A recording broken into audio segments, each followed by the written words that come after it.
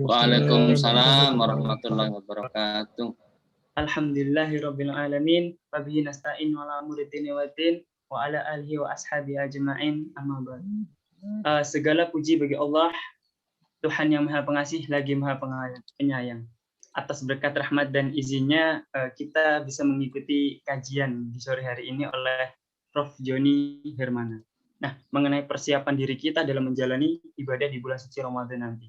Jadi sholawat serta salam juga tidak lupa selalu kita junjungkan kepada Nabi Agung Muhammad SAW yang telah menuntun kita umatnya kepada zaman Islamnya, zaman yang penuh ilmu dan juga penuh keberkahan ini. Nah, sudahlah diizinkan oleh Allah untuk menghadiri kajian di sore ini. Semoga yang hadir di sore ini diberi kesehatan oleh Allah, diberi rezeki oleh Allah yang melimpah. Kalaupun dalam kondisi yang kurang fit ya, saya yakin, Ainul yakin kalau itu kurang fit jasmaninya saja, kurang fit zahirnya saja. Jadi semoga yang masih sakit, sakitnya menjadi media penghapus dosa. Sebelum memulai kegiatan ini, baiknya kita buka dengan bacaan suratul Fatihah. Al-Hadithnya wa kulli niyati salihah bi barakati umul Quran. Al-Fatihah. A'udzubillahi minasyaitonir rajim. Bismillahirrahmanirrahim. Alhamdulillahirabbil alamin arrahmanir rahim maliki yaumiddin iyyaka na'budu wa iyyaka nasta'in ihdinas siratal mustaqim siratal ladzina an'amta 'alaihim ghairil maghdubi 'alaihim waladdallin amin amin ya rabbal alamin. Jadi acara selanjutnya adalah pembacaan ayat suci Al-Qur'an. Kepada panitia yang bertugas, monggo kami persilahkan.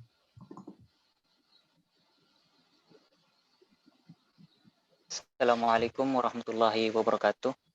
Waalaikumsalam warahmatullahi wabarakatuh. A'udzu billahi minasy syaithanir rajim. Bismillahirrahmanirrahim.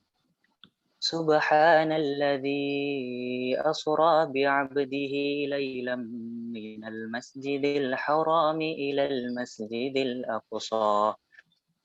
إلى المسجد الأقصى الذي باركنا حوله لنريه من آياتنا إنه هو السميع البصير وآتينا موسى الكتاب وجعلناه هدى لبني إسرائيل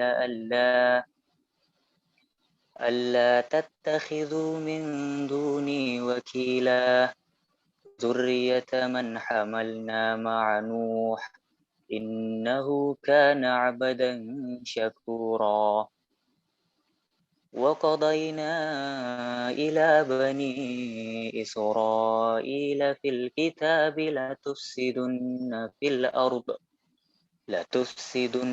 في الأرض مرتين ولتعلن علوا كبيرا فإذا جاء وعد أولاهما بعثنا عليكم عبادا لنا أولي بأس شديد فجاسوا خلال الديار وكان وعدا مفعولا صدق الله العظيم. Sadaqallahul adzim. Jadi, Masya Allah, tabarakallah. Itu tadi pembacaan ayat suci Al-Quran oleh Saudara Sultan. Nah, jadi untuk Saudara Sultan kami ucapkan terima kasih. Selanjutnya ada sambutan oleh Bapak Budi Siswanto selaku pembina LKKI Al-Hadith. Untuk teman-teman yang belum tahu LKKI itu apa, jadi LKKI itu Lembaga Kajian Kerohanian Islam yang ada insya Allah di hampir setiap departemen di ITS. Jadi untuk informasi lebih lanjut mungkin bisa buka website atau perihal Instagram tentang Al-Hadith dan atau bisa juga tanya ke Mbak Masnya sendiri. Baik, untuk sambutan pembinanya dari Pak Budi Siswanto kami persilahkan memberikan sambutan. Baik, terima kasih Mas Andi. Assalamualaikum warahmatullahi wabarakatuh. Waalaikumsalam warahmatullahi wabarakatuh. Innal hamdalillah nahmaduhu wa nasta'inuhu wa nastaghfiruh wa na'udzu billahi min shururi anfusina wa min sayyiati a'malina. May yahdihillahu fala mudhillalah wa may yudhlil fala hadiyalah. Asyhadu an la ilaha illallah wahdahu la syarikalah wa asyhadu anna Muhammadan abduhu wa rasuluh. Wa qala Allah Ta'ala fil Qur'anil Karim, a'udzu billahi minasyaitonir rajim, ya ayyuhalladzina amanu kutiba 'alaikumussyam kama kutiba 'alal ladzina min qablikum la'allakum tattaqun. Shadaqallahul azim. Alhamdulillah yang saya hormati Bapak Profesor Joni Hermana dan juga pengurus Al-Hadid dan juga peserta semuanya yang hadir pada sore hari ini, yaitu kajian rutin Al-Hadid dengan tema menata diri menyambut bulan suci Ramadan. Pertama-tama kita panjatkan puja dan puji syukur kehadirat Allah Subhanahu wa taala, yang mana Allah Subhanahu wa taala masih beri kita kekuatan dan kesehatan sehingga pada sore hari ini kita bisa mengikuti kajian rutin Al-Hadid ini dalam keadaan sehat walafiat. Dan juga salawat dan salam tetap tercurah pada junjungan kita Nabi besar Muhammad SAW, pada keluarganya, para sahabatnya, radhiyallahu majma'in, serta orang-orang yang masih taat pada Allah dan Rasulnya hingga ke umil akhir. Dan semoga semua amal ibadah kita diterima oleh Allah Subhanahu wa taala, kita mendapatkan ampunan dari Allah Subhanahu wa taala, mendapatkan ridho dari Allah Subhanahu wa taala, didapatkan dalam keadaan husnul khatimah, dan kita nantinya bisa bertemu kembali di surganya Allah Subhanahu wa taala dan dijauhkan dari siksa api neraka. Amin ya rabbal alamin. Alhamdulillah, saya ucapkan terima kasih kepada Prof Joni. Jadi beliau mungkin sudah tahu semua ya, beliau adalah guru besar Departemen Teknik Lingkungan FTS PK ITS, dan beliau juga adalah rektor ITS untuk periode 2015-2019. Matur nuwun Prof Joni telah hadir untuk memberi kajian rutin ini dengan tema menata diri menyambut bulan suci Ramadan. Nah, semoga yang hadir semua ini mendapat keberkahan ilmu ya, karena kita hadir dalam majelis ilmu ya. Kemudian juga sebelumnya mungkin kami sampaikan Prof Joni, ini adalah kajian rutin untuk bulan April ya 2021, karena menyambut 1 Ramadan ya, insya Allah tanggal 13 April ya, 2021 1 Ramadannya. Dan tentu saja harapan kami mohon pencerahannya kepada kami-kami yang masih muda ya. Saya termasuk yang muda Prof Joni, jadi perlu dikasih pencerahan. Kemudian sedikit menerangkan di kami juga tadi disebutkan oleh Mas Andi ya tentang lembaga kajian kerohanian Islam Al-Hadid. Kenapa namanya Al-Hadid? Mungkin Prof Joni sudah tahu karena besi ya. Jadi kami teknik sipil harus kuat ya seperti besi ya, seperti itu. Tapi kalau sekarang sudah bukan besi lagi ya, tapi sudah baja ya, larinya ke sana. Kemudian dalam pengurusan ini namanya kabinetnya Al-Fatih ya. Jadi mungkin bagus sekali ya namanya ya. Jadi semoga kita ingat tentang perjuangan Al-Fatih ya, yang menaklukkan Konstantinopel ya waktu itu ya. Kemudian pembinanya alhamdulillah saya sendiri, kemudian juga ada Pak Muhammad Arif Rahman dan juga Pak Chandra Irawan ya. Ada 3 ya. Kemudian ketuanya tadi adalah Mas Farhan Firmansyah, ada wakil ketuanya Mas Iksa Hafiz Diryatama, wakil ketua umum 2-nya adalah Amirah Hanan ya. Kemudian ada sekretaris umum Mas Wildan Ramadistia, dan bendara umumnya adalah Mbak Novita Nur Anggraini ya. Kemudian di departemennya juga ada 3 departemen pembinaan, yaitu Mas Sofyan Sauri, kemudian Ketua Departemen Syiar, Mas Rewin Alif Bagus, dan Ketua Departemen Media Kreatif, Mas Ferdi Widiawan Nugroho. Jadi ini adalah kegiatannya juga umum, jadi kita memang kegiatannya yang bermanfaat, ya, manfaat dan barokah ya. Tidak ada kegiatan yang bau-bau ini ya Prof Joni ya, jadi yang anarkis dan lain-lain ya, yang larinya ke pengeboman dan lain, tidak ada sama sekali ya. Dan saya juga bantu ini ya, mengawasi ya yang mahasiswa muda-muda ini semuanya insya Allah lurus ya, siratul mustaqim ya, jalan yang lurus. Program dakwahnya jadi masing-masing ada upgrading internal, kemudian juga ada kajian kemuslimahan, ada studi agama Islam, kemudian ngaji bareng, kemudian tutorial mata kuliah sipil dan bantu-bantu adiknya ya, bagi-bagi ilmu, kemudian kajian bulanan yang ini rutin ya, dan bincang dengan alumni, nanti kita akan hadirkan alumni dari teknik sipil. Saya kira itu yang bisa kami sampaikan. Terima kasih sekali lagi kepada Prof Joni dan juga kepada pengurus dan panitia kajian rutin. Semoga acara ini bisa memberi manfaat dan barokah bagi kita semua ya, dan semoga di bulan Ramadan ini Allah Subhanahu wa taala beri kita kekuatan sehingga kita bisa mengisi bulan Ramadan ini dengan memperbanyak amal ibadah Dan seperti tadi disampaikan ya, jadi harapannya di bulan Ramadan tadi adalah wahai orang-orang yang beriman, diwajibkan atas kamu berpuasa sebagaimana diwajibkan atas orang-orang sebelum kamu agar kamu bertakwa. Jadi tujuan Ramadan supaya kita menjadi orang bertakwa bisa tersampaikan ya, dan kita mendapat ridho Allah SWT.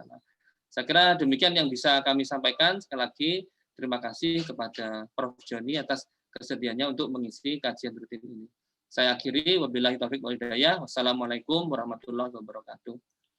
Waalaikumsalam warahmatullahi wabarakatuh.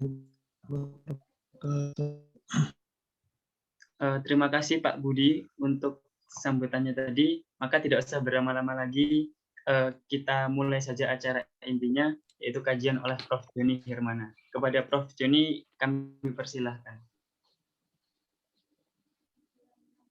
Baik, saya share dulu ininya ya. Baik, Prof. Baik. Alhamdulillahillazi arsala rasulahu bil huda wa dinil haq liyudhhirahu 'ala dinin kulli wa kafa billahi shahida. Asyhadu an la ilaha illallah wa asyhadu anna Muhammadan abduhu wa rasuluh. Allahumma sholli ala sayyidina Muhammad wa ala alihi washabihi ajmain. Yang saya hormati dan saya muliakan Pak Budi, sahabat saya, alhamdulillah kita bisa dipertemukan dalam acara ini, walaupun secara virtual. Juga demikian kepada para pengurus dan mahasiswa yang tergabung di LKKI Al-Hadid. Alhamdulillah, terima kasih saya sudah diundang dalam acara ini. Sebelumnya seperti lazimnya saya kalau lupa tadi ya, harusnya mengucapkan salam dulu. Assalamualaikum warahmatullahi wabarakatuh. Waalaikumsalam warahmatullahi wabarakatuh. Mohon maaf ya. Baik, sebelum kita memulai untuk membahas tentang apa yang akan kita sampaikan sesuai dengan apa yang diminta, tadi Mas Farhan ya, atau Fatah, tadi sudah menyampaikan bahwa LKK ini adalah lembaga kajian begitu ya, kerohanian Islam. Nah, karena namanya kajian, tentunya di sini diharapkan saudara-saudara, khususnya para mahasiswa ya, yang tergabung dalam LKKI ini merupakan insan-insan intelektual ya, yang berusaha mengkaji dengan istilahnya dengan kepala dingin dan cerdas begitu ya, tentang hal-hal apa saja yang dapat kita kontribusikan, kita lakukan agar bermanfaat sebagai seorang muslim gitu ya tentunya. Dan ini saya kira sesuai dengan apa yang disampaikan oleh Pak Budi tadi selaku pembinanya. Kebetulan saya juga di jurusan atau Departemen Teknik Lingkungan juga menjadi pembina untuk LKKI-nya itu, TL ya, Al-Kaun gitu ya. Cuma belum ada malah kegiatan. Baik ya, jadi itu sebabnya ya saya ingin dalam hal ini saudara sebagai calon-calon intelektual bisa menyaring, bisa menggali apa-apa saja yang menjadi informasi, tidak ditelan begitu saja ya, dan saya percaya tidak akan ada tindakan-tindakan apa yang selalu digumbar-gumbarkan saat ini ya, radikalisme, intoleransi. Menurut saya itu hanya jargon saja yang saya sendiri tidak terlalu percaya begitu dengan itu ya, apalagi untuk anak ITS gitu ya. Saya yakin kalau anak-anak ITS itu sangat cool begitu ya, sangat cerdas dalam memilah mana yang baik, mana yang tidak, dan itu betul-betul menjadi ciri khas kita saat ini. Mudah-mudahan itu tidak tercederai gitu ya. Nah, yang penting juga di dalam dialektika agama, dalam mengkaji agama, sebetulnya yang perlu bagi kita untuk pahami gitu ya, itu tidak sekedar kita harus meyakini apa yang kita yakini benar. Gitu. Dan itu sudah benar gitu ya, kalau kita yakin, dan itu memang harus. Kita yakin terhadap apa yang kita anggap benar sebagai suatu keyakinan dari pemahaman kita terhadap agama Islam ini, itu harus Anda pegang. Jadi itu sudah benar gitu ya. Tapi yang antiknya gitu ya, yang uniknya dalam beragama itu, hendaknya ketika kita meyakini bahwa yang kita benar, tidak berarti yang lain salah. Itu intinya ya, karena yang tahu benar atau salahnya sebuah pemahaman ya, itu adalah Allah Subhanahu wa taala. Jadi Allah lah yang berhak menjudge gitu ya. Nah, karena itu jangan sampai ada yang seolah-olah menyalah-nyalahkan yang orang, oh itu murtad itu misalnya, oh itu kafir misalnya. Tidak perlu begitu, karena apa? Karena belum tentu apa yang kita anggap salah itu salah di mata Allah. Itu yang harus kita hati-hati ya. Jadi artinya bahwa dalam hal ini kita selalu berusaha untuk mengkaji terus apa yang sesungguhnya diajarkan Allah kepada kita sebagai hambanya gitu ya di dunia. Karena seperti yang sudah disampaikan, sesungguhnya Allah menciptakan kita dan jin itu hanya semata-mata untuk beribadah kepadanya. Ya. Jadi itu sebabnya ya ketika kita berusaha untuk memaknai beribadah sesuai dengan ajaran Allah, tentunya kita harus berusaha terus belajar, mempelajari apa makna di belakang itu, tetapi tidak berarti ya bahwa ketika kita sudah meyakini apa yang kita anggap benar, yang lain jadi salah. Gitu. Jadi kita tetap berusaha, dan itulah sebetulnya toleransi itu di situ, gitu ya. Kita tetap yakin dengan kita, ketika orang lain mempunyai pendapat yang berbeda, biarkan gitu ya. Mungkin dia punya dasar apa, kita bisa berdebat, bisa berargumentasi. Kalau misalnya kita tidak yakin dengan apa yang dia sampaikan, sebaliknya juga demikian dari mereka, ya sudah, kita berkeyakinan sesuai dengan apa yang kita yakini benar gitu ya. Sambil kita berdoa sama Allah, ya Allah, tuh berikanlah aku gitu ya petunjuk dan pemikiran jernih agar dengan pertolonganmu ya, agar aku bisa memahami ilmumu gitu. Karena apa? Karena agama itu sebetulnya menurut ininya ya terminologinya itu tidak bisa diajarkan, bisanya diwahyukan gitu. Wong yang namanya Rasul pun beliau itu ya bukan lulusan S3 kok gitu ya, bahkan tidak sekolah katakanlah seperti itu gitu ya. Jadi tidak berkorelasi dengan pendidikan. Kenapa saya berani mengatakan demikian? Karena sebetulnya yang diurus oleh agama itu masalah akhlak gitu ya. Nah, ini sebetulnya yang perlu kita bahas, nanti kita akan kembali lagi ke situ. Tapi kembali lagi kepada apa yang ingin saya sampaikan. Jadi dalam kesempatan ini saya ingin berusaha memberi kajian gitu ya terhadap apa yang diartikan selama ini. Boleh jadi apa yang saya sampaikan ini berbeda dengan apa yang saudara yakini. Tidak apa-apa gitu ya.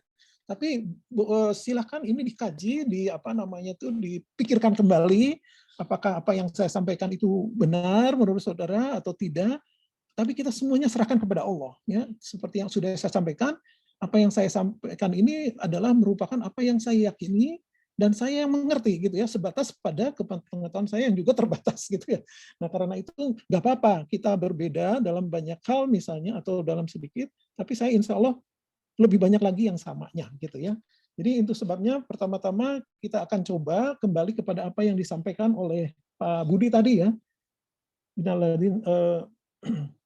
Innalladzina amanu kutiba alaikumusiyam wa kutiba alal ladzina min qablikum la'allakum tattaqun gitu ya. Nah, tadi sudah disampaikan oleh Pak Budi, hai orang yang beriman, diwajibkan atas kamu berpuasa, gitu ya. Sebagaimana telah diwajibkan atas orang-orang sebelum kamu, supaya kamu bertakwa. Nah, pertanyaan saya kepada Anda semua, gitu ya. Anda senang nggak ya bulan Ramadan ini datang, gitu? Ya, jujur ya, dijawab. Senang, Pak Joni. Kenapa? Senang semua. Senang ya, alhamdulillah. Senang semua. Alhamdulillah. Kok pembimbingnya yang itu ya? Pembinanya yang menjawab, belum tentu loh anak-anaknya. Ada anak-anak yang, aduh puasa lagi, Rek, saya tidak bisa lagi ini, tidak bisa lagi itu, gitu ya. Harus mulai istilahnya masuk karantina, seolah-olah kan begitu kan. Tapi kalau misalnya saudara merasa gembira semua, alhamdulillah itu ya. Tapi kenapa harus bergembira ini? Nah ini yang harus dipahami, karena kalau misalnya kita bicara dari sahabat-sahabat Nabi, ketika misalnya bulan puasa itu berakhir pada waktu bulan puasa itu ya, mereka tuh semua menangis gitu ya. Mudah-mudahan aku dipertemukan lagi dengan bulan puasa yang akan datang, diberi umur panjang olehmu ya Allah, agar aku bertemu dengan Ramadan yang akan datang. Begitu istimewanya Ramadan di hati mereka gitu ya, di pandangan. Sebetulnya ada apa gitu ya. Ini yang perlu menjadi pertanyaan kita bersama. Nah, kembali lagi kepada masalah surat Al-Baqarah 183 ini ya. Yang menjadi pertanyaan kritis kita ya, hai orang yang beriman, diwajibkan atas kamu berpuasa gitu ya. Berarti yang tidak beriman kan tidak diwajibkan kan gitu ya, logika dari kalimat ini gitu ya, kalau kita bicara dari segi logika. Apa benar seperti itu? Apakah puasa itu hanya untuk yang beriman gitu ya, sedangkan yang tidak beriman boleh tidak berpuasa gitu. Nah, apakah itu tidak menyalahi apa yang sudah disampaikan di dalam firman Allah sebelumnya gitu ya, bahwa Islam itu adalah rahmatan lil alamin gitu ya. Harusnya berlaku untuk semua, tidak peduli dia beriman tidak beriman seharusnya gitu ya. Kalau logika gitunya kan gitu ya. Jadi seolah-olah di sini tuh hanya untuk yang beriman saja yang wajib puasa. Berarti yang tidak beriman tidak wajib. Apa itu maksudnya gitu ya? Nah, saya coba melakukan kajian ya, sebetulnya saya juga tidak berdasarkan pendidik, saya juga banyak diskusi dengan guru saya gitu ya. Saya coba menyampaikan kepada saudara, silahkan nanti pikirkan kembali gitu ya. Nah, karena itu begini ya, saya akan mencoba membahas, melakukan tinjauan kritis terhadap itu ya. Jadi seperti yang tadi saya sampaikan, apakah ini hanya berlaku untuk yang beriman saja atau berlaku semua orang? Ya, untuk menjawabnya begini ceritanya gitu ya. Menurut pemahaman dari sebagian istilahnya ulama ya, ini juga perlu hati-hati begitu ya. Kenapa saya katakan demikian? Sudah saya sampaikan kan bahwa agama itu sebetulnya membahas sisi akhlak, memperbaiki sisi akhlak, bukan sisi pemikiran sebetulnya gitu ya.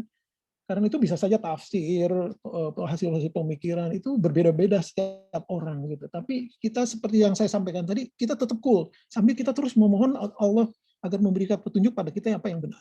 Nah, jadi dalam proses ini ya, ketika kita berbicara siapa orang beriman itu, nah, menurut keyakinan di sini ya, yang bisa saya sampaikan itu bahwa orang beriman itu pada hakikatnya adalah ruh yang ada di dalam diri kita, dalam diri setiap manusia, ya, dan dia bersifat mukmin gitu. Nah, ya, sedangkan manusia itu sendiri ya, itu mempunyai hawa nafsu yang apabila tidak dikendalikan, dia akan terjerumus oleh ruhnya gitu ya. Dia akan menjerumuskan dirinya. Maksudnya bagaimana? Jadi intinya gini ya.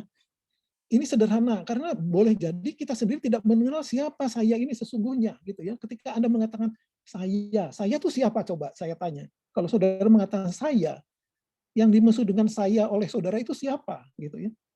Ya, ketika saya itu misalnya ya, saya itu tangan, ini tangan saya. Saudara mengatakan tangan saya ya, berarti tangan ini bukan saya kan? Gitu. Tangan miliknya saya gitu ya. Ini kepala saya, ini kepalanya saya. Tapi sayanya siapa gitu ya. Kalau misalnya tangannya dipotong gitu ya, itu saya bukan kan gitu ya, itu tangan gitu. Memang tangan saya tapi bukan saya gitu. Terus sayanya di mana gitu. Nah, biasanya yang terjadi adalah ketika kita mengatakan saya, maka secara tidak kita sadari lah, kita akan menunduk dada kita gitu ya. Nah, sebetulnya itulah.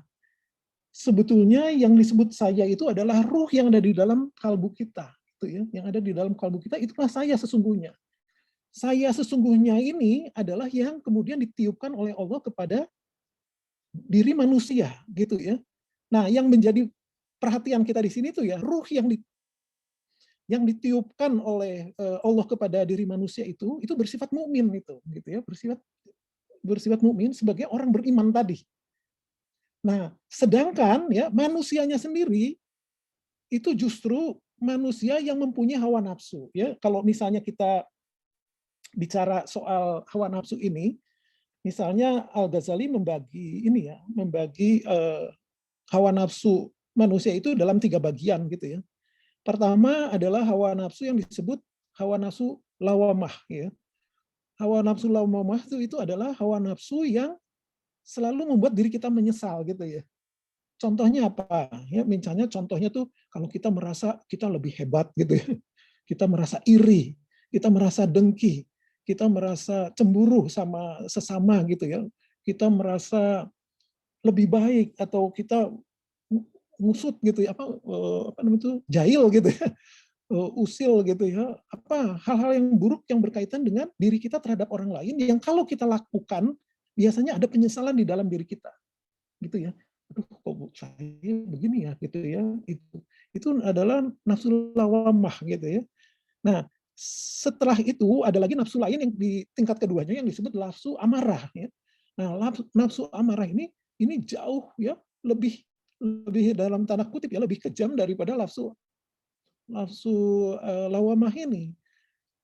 Nafsu amarah ini ya kadang-kadang membuat manusia bisa lebih kejam daripada binatang buas sekalipun ya. Membunuh katakanlah ya. Apalagi misalnya ya istilahnya apa tuh kalau yang lebih kejam dari pembunuhan tuh memfitnah gitu ya. Menjatuhkan orang gitu ya, mensiksa dengan tanpa perasaan, itu adalah nafsu amarah itu. Kadang-kadang kalau itu sudah dilakukan, bahkan nyawa orang bisa dihilangkan oleh itu. Gitu ya. Gitu. Tapi yang ketiga itu adalah nafsu mutmainnah, gitu ya. Nah, ini yang nafsu yang sebetulnya ingin kita capai, nafsu yang tenang, ya, nafsu yang istilahnya kalau di dalam surat Al-Fajr ya, nafsu mutmainnah gitu ya. Kembalilah gitu ya kepadaku dengan ridhoku dan kamu pun ridho karenanya. Jadi itulah yang ingin kita capai ya. Tapi untuk bisa mencapai nafsu mutmainnah itu kita harus bisa mengendalikan nafsu lawamah kita dan nafsu amarah kita. Karena dasarnya manusia itu sifatnya itu gitu loh. Gitu ya. Nah, itu sebabnya ya ketika kita membaca atau di dalam surat Al-Isra ayat 85 dikatakan ruh itu urusan Allah ya. Kadang-kadang kita udah nggak usah mikir ruh. Sebetulnya pemahaman di situ bukan berarti selalu itu gitu ya. Maknanya memang kita tidak tahu menahu tentang ruh gitu ya, artinya begitu. Tapi yang sebetulnya ya hakikat daripada ayat itu lebih mengertikan atau lebih berarti kepada bahwa kita tuh harus mengikuti apapun yang diajarkan oleh Rasul. Ingat nggak tadi saya mengatakan bahwa ya Rasulullah itu diturunkan Allah untuk memperbaiki akhlak manusia. Dan kalau kita amati ya, Rasul itu turun itu setelah kurang lebih 6 abad setelah Nabi Isa. Jadi bisa dibayangkan yang dalam periode 6 abad itu sudah terjadi penyimpangan akhlaknya dari apa yang ditetapkan oleh Allah menjadi sesuatu yang sangat berbeda ya. Misalnya katakanlah Nabi Isa dikatakan sebagai anaknya Tuhan misalnya dan seterusnya ya. Itu sudah menyimpang gitu dan itu kemudian dicoba diperbaiki. Artinya masalah akhlak itu adalah masalah ruh tadi yang jadi urusan Allah. Jadi dalam hal ini kita tidak bisa intervensi gitu ya, artinya tuh tidak bisa kita sok tahu mempelajari ini dengan mengatakan ini tuh begini dan begitu sehingga harus melakukan ini, enggak. Jadi artinya apa? Supaya kita tidak sesat gitu ya, tidak salah dalam itu, dalam menjalankan apa yang dimaksudkan Allah dalam menjalankan ibadah sesuai dengan Az-Zariyat ayat 56 tadi, bahwa Allah menciptakan manusia dan jin dan manusia untuk beribadah kepadanya, maka yang harus kita pahami itu ya, karena ruh itu adalah utusan Allah dan itu artinya bahwa masalah akhlak itu adalah masalah yang berkaitan dengan agama gitu ya. Masalah yang agama yang diajarkan oleh Rasulullah ya. Sangat dipahami ya, sangat mudah untuk dipahami gitu ya, artinya gitu. Karena kita tidak tahu menahu apa-apa tentang ruh gitu ya. Kenapa ruh itu ditiupkan ke dalam tubuh manusia, kemudian setelah itu karena Allah misalnya menjadikan kita khalifah di dunia. Tapi setelah itu apa yang harus kita lakukan? Kita kan tidak tahu menahu kecuali dengan apa yang disampaikan oleh Allah sendiri karena Allah itu yang tahu urusan kita gitu ya. Nah, tapi karena kita tentu tidak bisa komunikasi langsung dengan Allah, maka ya Allah menggunakan perantara gitu ya, perantara utusannya dalam ini Rasulullah Shallallahu Alaihi Wasallam ya. Jadi dalam kondisi ini ya yang disebut dengan puasa itu artinya berarti gitu ya. Ini adalah kita bicara dalam dimensi antara ruh kita yang mukmin tadi yang sudah ditiupkan sama Allah ke dalam tubuh kita ke dalam diri kita dengan hawa nafsu yang jadi sifat dasar manusia gitu ya. Jadi yang dipuasakan di sini itu ya bukan yang sudah mukmin. Kalau mukmin sudah beriman gitu ya. Kenapa harus diwajibkan lagi puasa gitu? Walaupun di dalam kalimat itu maknanya di situ, kalau di dalam terjemahan di sini artinya bahwa ya yang harus dipuasakan itu adalah hawa nafsu kita selama 1 bulan gitu ya. Selama 1 bulan untuk dimanfaatkan selama 1 tahun. Maksudnya kenapa ini gini? Nanti ada dasarnya kenapa saya mengatakan demikian. Tapi hakikat yang ingin disampaikan di sini, ketika kita berpuasa tuh maknanya kita itu harus mempuasakan atau mengendalikan hawa nafsu kita dalam sebulan ini sebagai masa training kita ya, agar kita menjadi orang-orang yang bertakwa gitu ya, intinya seperti itu. Siapa yang mengendalikannya tuh ya? Mengendalikan diri kita dulu. Diri kita tuh siapa? Ruh kita itu gitu ya. Ruh yang ada di dalam diri kita yang sudah ditiupkan oleh Allah ke tubuh kita, itulah yang harus, dan itu sifatnya mukmin, itu yang harus mencoba mengendalikan hawa nafsu kita selama 1 bulan itu ya. agar kita tidak terjerumus tadi gitu ya. Nah, kalau misalnya Allah ridho dengan ini, karena seperti kita ketahui ibadah puasa tuh istilahnya bisa dibilang ibadah yang betul-betul antara kita dan Allah saja, dan Allah sendiri yang menentukan apakah diterima apa tidaknya gitu ya ibadah kita itu. Maka harapannya selama dalam periode itu 1 bulan ini kita bisa diterima, dan rewardnya itu ya bisa digunakan untuk istilahnya 1 tahun yang mencuci dosa kita selama 1 tahun. Bayangkan ya tiap hari kita ya, ketika kita menjalin kehidupan, baru lihat teman ya, ingat ya, baru kita melihat itu, baru lihat teman kita tiba-tiba, wah dia berhasil jadi juara itu, tiba-tiba ada perasaan iri di dalam hati kita. Itu sudah nafsu lawamah, sudah dominan ya. Ketika kita di jalan, kita kesenggol orang, langsung kita marah ya, maki-maki dengan bahasa kebun binatang. Itu sudah nafsu lawamah kita ya, dan hal-hal itu terus akan berlangsung sampai kemudian ya dalam kondisi tertentu mungkin nafsu amarah kita yang keluar, sudah kita tidak terkendali. Nah, dan ini berarti ya dari mulai sejak bangun ya sampai pagi sampai tidur lagi, kita itu harus ada selalu bergolak ya antara diri kita sendiri, antara ruh kita yang mukmin dengan hawa nafsu kita yang mempunyai bawaan seperti itu. Nah, yang idealnya tuh harusnya ruh yang kita yang mukmin itu yang mengendalikan hawa nafsu kita, bukan sebaliknya. Ya, kalau kondisinya itu seperti ini, maka kita akan mencapai nafsu yang lawamah gitu ya, semua ikhlas, semua sudah betul-betul bagus gitu ya dalam hal ininya. Nah, inilah yang kemudian mengapa ya di dalam penjelasannya di Al-Ghazali misalnya, beliau mengatakan kalau yang namanya puasa itu ada yang saum umum gitu ya, saumul khusus, saumul khusus, wil khusus gitu ya. Jadi kaum puasanya orang-orang awam ya, puasanya orang-orang khusus, puasanya yang bil khusus gitu ya. Kalau puasanya awam itu seperti umumnya manusia awam semua ya, cuma menahan nafsu hawa dan dahaga gitu. Kalau candanya tuh ibarat puasanya ular gitu ya. Puasanya ular. Kenapa saya sebut sebagai puasa ular? Karena ular itu kalau sudah mengalami masa ganti kulit, dia akan berpuasa, tidak makan ya, dia akan terus berdiam seperti tapo gitu ya. Dia berpuasa lah gitu, tidak makan, tidak di dalam kandangnya, dalam sarangnya, kemudian kulitnya kemudian mengelupas, nanti berganti dengan kulit baru. Nah, setelah kulit baru kemudian dia keluar lagi cari makan lagi ya mangsa. Apa yang terjadi? Ya, sebelum berpuasa dia makannya ya misalnya tikus, daging dan sebagainya. Setelah puasa ya itu sama lagi gitu ya, malah tambah banyak misalnya. Sebelum ini dia melata, setelah itu melata lagi. Jadi tidak ada perubahan kecuali kulitnya itu tadi gitu ya.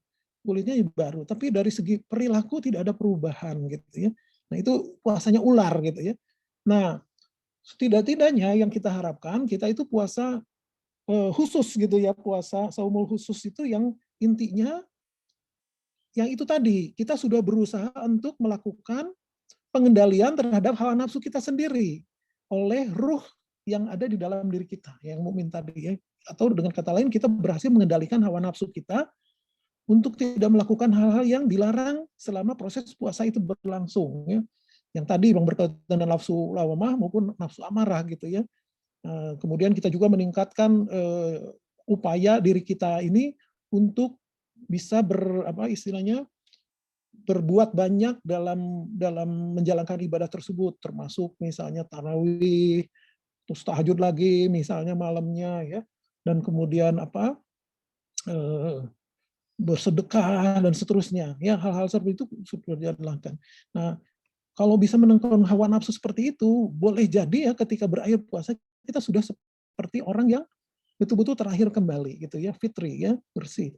Nah, ini yang dikatakan sebagai puasanya ulat gitu ya. Kalau tadi ular, sekarang ulat ya. Kalau ular kan misalnya ketika ini dia berpuasa, maka tiba-tiba dia kemudian berubah jadi kepompong berubah jadi kupu-kupu gitu. Jadi bisa dilihat perbedaannya ya, ketika sudah selesai puasa dia berubah menjadi wujud yang menyenangkan gitu. Wujud yang luar biasa. Tadinya menjijikkan ya kalau dipegang, bahkan kita bisa gatal-gatal dan seterusnya. Tapi ternyata setelah dia berpuasa, dia keluar dengan wujud seperti seorang bidadari gitu. Kalau wanita itu katakan gitu ya, seorang pangeran. Ini juga seekor kupu-kupu gitu ya. Nah, itu puasanya. Kalau khusus bin khusus itu memang agak sulit gitu ya. Jadi dia pengendaliannya itu tidak hanya sekedar hawa nafsu, tapi pengendalian dirinya sendiri secara total, dan itu mungkin hanya para istilahnya Rasul dan sahabat yang mungkin ya gitu ya yang disampaikan itu. Oke. Jadi secara prinsip itu ya. Nah, tadi kan saya sudah mengatakan kepada saudara-saudara ya bahwa yang puasa itu sesungguhnya adalah kita mengendalikan hawa nafsu kita, mempuasakan gitu ya, hawa nafsu kita oleh ruh yang ada di dalam diri kita. Nah, ini sesuai dengan firman Allah sih di dalam surat As-Sajdah ya, ayat 9. Allah mengatakan di situ, aku sempurnakan kejadian manusia, aku tiupkan ruh. Ya, jadi manusia itu belum sempurna kalau belum ditiupkan ruh, ya, tidak hidup gitu. Makanya di sini disebutkan, aku berikan pendengaran pakai tanda kutip, ya, penglihatan tanda kutip, dan hati juga, ya, hati tanda kutip, ya. Namun sedikit sekali manusia berterima kasih gitu. Nah, kenapa saya menggunakan pendengaran tanda kutip, penglihatan, hati tanda kutip? Karena sebetulnya ya yang disebut dengan pendengaran di sini maksudnya adalah bukan telinga. Telinga itu bukan mata. Hati juga bukan jantung gitu ya. Bukan ya, bukan. Jadi yang dimaksud di sini adalah bahwa ruh yang ditiupkan itu mempunyai kemampuan mendengar, melihat, dan merasakan dengan hati. Gitu intinya. Loh kok bisa mengatakan demikian? Begini ya, contoh sederhananya. Kalau kita mengatakan bahwa yang mendengar itu ada telinga, atau yang melihat itu mata, gitu ya. Coba contoh, ketika kita tidur ya terlelap misalnya, apalagi pingsan gitu ya. Apakah telinga kita mendengar? Apakah penglihatan kita melihat? Apakah hati kita merasakan sesuatu? Yang tidak kan gitu kan? Tidak ada ilmu kedokteran sampai sekarang yang bisa membuktikan itu ya. Kenapa ketika orang tidur atau orang tidak hilang kesadarannya, dia tidak bisa mendengar, dia tidak melihat, kita tidak bisa merasakan. Padahal apa? Padahal yang namanya padahal yang namanya pendengaran kita mengatakan itu telinga, penglihatan hati gitu ya, penglihatan mata. Nah, artinya apa? Sebetulnya yang melihat, yang mendengar, yang merasakan itu sebetulnya ruh kita sebetulnya. Telinga, mata, dan hati itu sesungguhnya hanyalah tools saja sebetulnya, gitu ya. Tools yang membantu proses transfernya kalau kita lihat dari ilmu fisikanya itu ya. Transfernya gelombang ya, gelombang cahaya maupun gelombang suara yang masuk ke pendengaran dan penglihatan kita. Kemudian menimbulkan rasa dan sebagainya ya. Tapi proses pengolahannya itu sebetulnya ruh yang ininya, yang melakukannya gitu ya. Nah ini yang perlu diitukan ya. Jadi artinya manusia itu ketika ruhnya hilang, apalagi kalau kita lagi ini ya tidur apa namanya itu terlelap, ya ruhnya itu digenggam Allah gitu ya. Ada yang dikembalikan, ada yang tidak gitu. Ada yang meninggal, akhirnya ada yang tidak. Tapi artinya di dalam proses ini ya bahwa yang mendengar, yang melihat, yang itu kan hati. Makanya saudara-saudara, kalau misalnya kita mendengar, hanya sekali mendengar yang jelek, gitu ya, penglihatan selalu melihat yang jelek-jelek saja, hati selalu melihat hal-hal yang buruk, gitu ya, atau merasakan hal yang buruk, periksa gitu, ada sesuatu yang salah dengan ruh kita. Ya. Mungkin ruh kita tuh sudah terlalu tercemar sehingga hawa nafsu kita jauh lebih banyak daripada ininya. Ya, kalau saya lihat misalnya Pak Budi ya, maaf ini Pak Budi disebutkan. Itu kalau melihat orang tuh sisi baiknya terus gitu ya. Pak Budi kalau disakiti itu selalu tetap merasa baik aja sama orang itu gitu ya. Susah marahnya Pak Budi. Susah marahnya gitu. Enggak, mungkin orang itu sedang buru-buru. Oh, mungkin orang itu sedang ada perlu. Oh, itu luar biasa ini Pak Budi ini gitu ya. Nah, itu karena ruhnya itu ya bisa mengendalikan rasa egonya gitu ya. Hawa nafsunya itu. Sehingga bisa bersikap seperti itu. Nah, ini penting bagi kita ya untuk memahami ini. Nah, terus dikatakan sama Allah ya bahwa ruh kita sebetulnya yang mendengar, yang melihat, yang hati, dan itu ingat nggak pada waktu apa namanya itu ada cerita gitu ya tentang seorang apa namanya tuh santri gitu ke si apa kiainya tuh cerita, saya tuh bagaimana ya ini apa namanya tuh lihat kok di Mekah, di Mesir katanya negara Islam tapi banyak hal yang ini ya yang melanggar gitu ya, ini gini pokoknya jelek terus semuanya. Terus ustadznya itu cuman kiainya cuma dengerin gitu. Oke, kalau gitu nggak apa-apa gitu ya. Oke, kalau gitu ini tolong ya dibawakan air ini, tapi air dalam gelasnya itu isinya penuh sekali. Coba ini kelilingkan di apa di tempat pengajiannya itu ya. Coba kamu keliling dari sini putar sampai sini balik lagi gitu. Terus akhirnya apa? Akhirnya dia melakukan itu ya, berkeliling di dalam apa di dalam ruangan itu. Nah, karena dia itu fokus supaya airnya jangan tumpah ya. Jadi dia tidak melihat apapun di sekitarnya dia. Jadi dia hanya fokus bagaimana supaya mempertahankan air ini tidak jatuh ya. Ketika sudah selesai dia kembalikan lagi, ini Kiai. Oke, kamu tadi lihat nggak si itu lagi ini? Kamu lihat nggak tadi ada di situ ada ini? Enggak. Loh kenapa? Karena saya fokus terhadap gelas saya gitu ya. Nah, itulah yang dimaksud Kiainya bilang. Ya, kalau Anda fokus kepada satu hal, maka Anda hanya melihat hal itu saja. Jadi kalau Anda melihat sesuatu yang jelek, periksa roh Anda. Periksa diri Anda boleh jadi karena dirimu yang tercemar gitu, sehingga lihatnya yang jelek-jelek terus. Ya, bahkan ada yang di dalam beberapa itu statement gitu ya, saya lucu juga misalnya, aku melihat Islam di New York gitu ya, tetapi melihat ya, kafir gitu di Mesir gitu atau di Mekah gitu. Nah, jangan sampai menjudge gitu ya, boleh jadi kitanya sendiri yang kotor sebetulnya gitu. Ya, karena kalau intinya gini ya, intinya kalau saudara pun naik haji gitu ya, tapi kalau niat saudara ke sana tuh haji itu misalnya ingin membuktikan bahwa Islam itu salah, maka Allah akan memperlihatkan yang salah-salah semua gitu ya di mata saudara gitu. Itu hati-hati loh ya. Itu benar gitu ya. Dan itu memang seperti itu. Jadi segala sesuatu tergantung pada niat yang ada di dalam kita yang dihasilkan dari ruh kita ini. Karena itu kalau kita selalu berusaha melihat sesuatu secara positif, secara baik, kita akan melihat hal yang sama gitu ya. Kalau di dalam ilmu ini, kalau di dalam ilmu apa namanya istilahnya tuh di dalam ilmu fisika gitu ya. Maaf ini tidak berhubungan dengan itu ya, tapi di dalam ilmu fisika bisa dibilang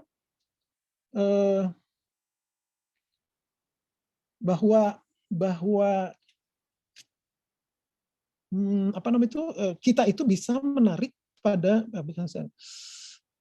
jadi gini intinya tuh begini ya, saya ingin kita akan bisa menarik gelombang dengan frekuensi yang sama gitu kan. Kalau kita mengeluarkan frekuensi yang positif, maka kita akan menarik frekuensi yang positif dari alam. Sebaliknya kalau kita mempunyai frekuensi yang negatif, maka kita akan apa namanya tuh istilahnya tuh menyerap, mengabsorb ya frekuensi yang juga negatif gitu. Karena itu penting sekali bagi kita untuk membina roh kita ya agar selalu berusaha untuk melihat sesuatu yang baik gitu ya, melihat, mendengar hati yang baik sehingga apa yang ada dan tubuh di kita tuh berkaitan dengan sesuatu yang positif. Nah, ini sebetulnya yang perlu kita bilang ya. Nah, terus di sini dikatakan di ayat ini juga, namun sedikit sekali manusia berterima kasih. Kok tidak berterima kasih ya?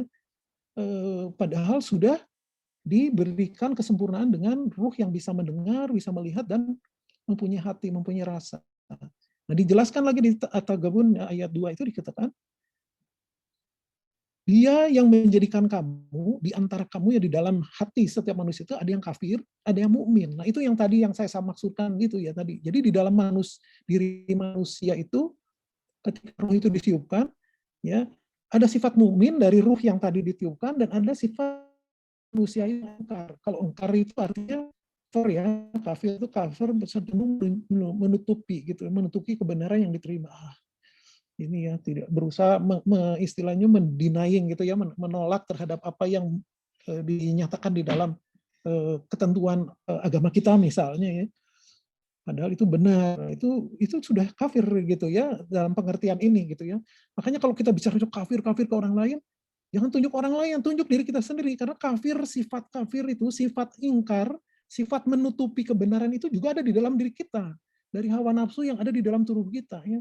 Dari mulai berkeluh kesah, tidak apa namanya, tidak menerima terhadap kondisi yang kita terima gitu ya, keadaan yang kita terima. Kadang-kadang suka menantang gitu. Oh, enggak lah gitu-gitu. Karena kita belum itu ya. Oh, terus kalau lagi menderita cepat-cepat putus asa, tapi kalau kaya jadi kikir. Tapi itulah sifat manusia memang gitu. Nah, sifat-sifat ini semua yang berkaitan dengan akhlak, dan inilah yang diatur oleh agama dengan menggunakan Rasulullah sebagai ini ya, sebagai utusan Allah, menjelaskan akhlak yang baik tuh menurut Allah harus begini. Nah, itulah yang sesungguhnya menjadi tugas Rasul sebetulnya ya. Nah, yang jadi pertanyaan berikutnya adalah tadi ya dari ayat tadi, kenapa jatuhnya harus bulan Ramadan puasanya gitu ya. Ternyata di dalam hadis disebutkan oleh Allah oleh Rasul, maaf bahwa Rajab itu bulan Allah, ya. Saban itu bulanku, kata Nabi Muhammad. Kemudian Ramadan itu adalah bulan umatku. Jadi memang Ramadan itu khusus dibuatkan gitu ya, diciptakan untuk umat Muhammad ya, Muhammad Shallallahu Alaihi Wasallam, yang tujuannya adalah ya tadi saya bilang kita diberi kesempatan untuk mencuci diri kita ya, yang pada prinsipnya, kalau kita berhasil melakukannya dengan baik, maka dosa kita selama 1 tahun diampuni. Makanya tadi saya bilang ya, kita berpuasa, mukmin kita, roh mukmin kita mengendalikan hawa nafsu kita sesuai dengan apa yang diperintahkan oleh Rasulullah gitu ya, Allah melalui Rasulullah. Dan apabila Allah ridho dengan itu, maka dosa kita selama 1 tahun itu diampuni. Gitu. Nah, ini yang menyebabkan mengapa sahabat-sahabat Rasul zaman dulu, para alim ulama, sangat merindukan dosa ini karena mereka yakin dalam setiap hari, setiap langkahnya akan selalu kita berbuat dosa gitu ya, karena betapa beratnya kita melawan hawa nafsu kita sendiri gitu ya. Dari mulai yang paling sederhana saja, ini kan aku gitu ya, terasa nggak saudara kadang-kadang begitu? Nggak, kalau bukan aku siapa coba yang bisa menyembuhkan dia? Kok kita tiba-tiba mengklaim sesuatu yang sesungguhnya adalah otoritasnya Allah. Kita tuh hanya menjadi perantaranya saja ya. Ketika misalnya ya saya mengatakan, oh, coba kalau Pak Budi nggak ditolong sama saya, dia tidak akan seperti sekarang ini ya. Dia tidak akan bisa sekolah sepertinya misalnya gitu. Itu berarti saya sudah punya sirik kecil itu. Ya bahaya itu gitu ya. Karena apa? Karena seolah-olah saya mempunyai hakikat yang sesungguhnya menjadi otoritasnya Allah. Nah itu kan hal-hal yang kecil sekali. Terus kalau misalnya kita di rumah ya dalam keadaan sendiri, jadi kalau saudara coba ya dalam bulan puasa ini terutama dites gitu ya, apakah apa yang saudara lakukan ketika saudara bersama teman-teman dan publik ya, halayak ramai dengan apa yang Anda lakukan ketika saudara sendirian sama apa enggak gitu ya. Kalau misalnya ketika bersama-sama teman, misalnya ya, sholat di masjid itu wah ada sholat sunat awal, sholat sunat akhir, semua dikerjakan gitu ya, zikir gitu ya. Ketika sendiri, cepet selesai. Enggak ada orang kan misalnya. Walaupun tanpa sadar Anda mengatakan begitu. Tapi itu artinya ada sesuatu yang harus dibenahi. Nah itulah yang menjadikan kita itu sangat mendambakan bulan Ramadan. Karena bulan Ramadan itu merupakan bulan yang memberi kesempatan ya, ampunan magfirah bagi kita agar kita bisa mendapatkan ya korting gitu. Karena kalau tidak berat sekali kita ya, kalau dalam setiap langkah kehidupan kita itu selalu dikuasai atau dipengaruhi oleh hawa nafsu. Nah, kan nafsu yang berasal dari bisikan diri kita sendiri ya, nafsu yang tadi yang tadi saya sampaikan, dan nafsu yang berasal dari setan gitu ya. Bahkan mungkin zaman sekarang ini sudah kebanyakan ya, setan tuh sudah nganggur gitu. Kalau canda-candanya gitu ya. Karena apa? Karena diri kita sendiri jauh lebih setan daripada setan itu sendiri. Bisa-bisa gitu ya. Akibatnya tuh setannya cuma duduk-duduk aja gitu ya. Ya sudah melakukan itu sendiri tanpa disuruh gitu. Kan itu luar biasa kan. Nah ini yang kita coba puasakan ya. Kita belenggu dalam tubuh kita ini.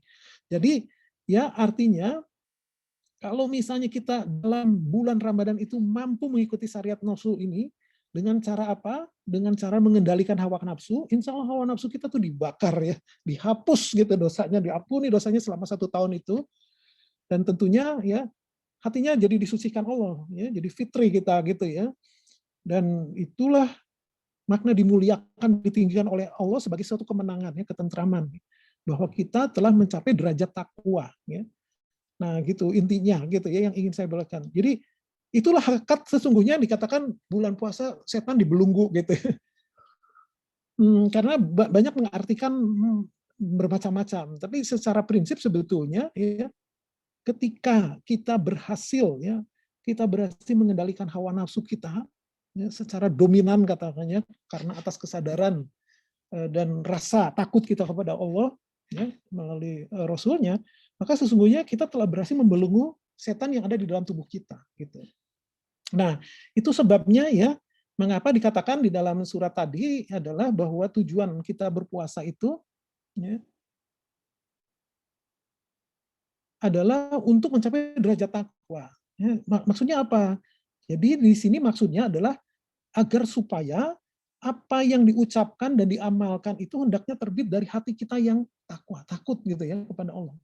Artinya iman yang termaktub di dalam hati kita itu diikrarkan dengan lidah, ya, kemudian juga diamalkan dengan anggota tubuh dan tidak bertentangan dengan niat berasal dari hatinya, gitu ya. Karena seperti yang saya sampaikan, ruh itu yang di dalam hati itu mukmin sifatnya dan dia tidak bisa dibohongi. Itu ada dalam rasa setiap tubuh manusia. Itulah yang akan selalu memberitahu pada kita, ya, ketika melakukan kesalahan kita dengan sengaja apa atas dasar kesombongan kita, ya, dialah yang akan selalu memberitahu kita sebetulnya. Hanya saja pada orang-orang tertentu yang sudah istilahnya menutup mata hatinya gitu ya. Ya, apalagi yang kafir itu, ya, khotamallah ala qulubihim wa ala sam'ihim wa ala absarihim gitu ya. Katakanlah kalau yang sudah kafir betul gitu ya, sehingga sudah dominan, sudah dikuasai haram nafsunya, maka Allah sudah menutup, ya, itunya, menutup hati pendengarannya dan itunya yang tadi disebutkan dari rohnya itu, ya. Ruh itu kan ditiupkan mempunyai pendengaran, penglihatan dan hati gitu ya, rasa. Nah, itunya sudah ditutup, sudah mati gitu. Gitu istilahnya gitu ya. Nah, yang diinginkan di sini tuh, ya, ketika kita mempunyai rasa atau hati yang takwa, kita takut terhadap Allah. Saya takut dalam pengertian bukan takut ini ya, seperti takut hantu, bukan, takut dalam pengertian penuh rasa cinta gitu ya, penuh rasa kekhawatiran. Nah, jadi dalam proses seperti itu tuh iman yang termasuk dalam hati kita itu, ya, betul-betul selaras dengan yang diikrarkan, dengan yang diamalkan gitu ya.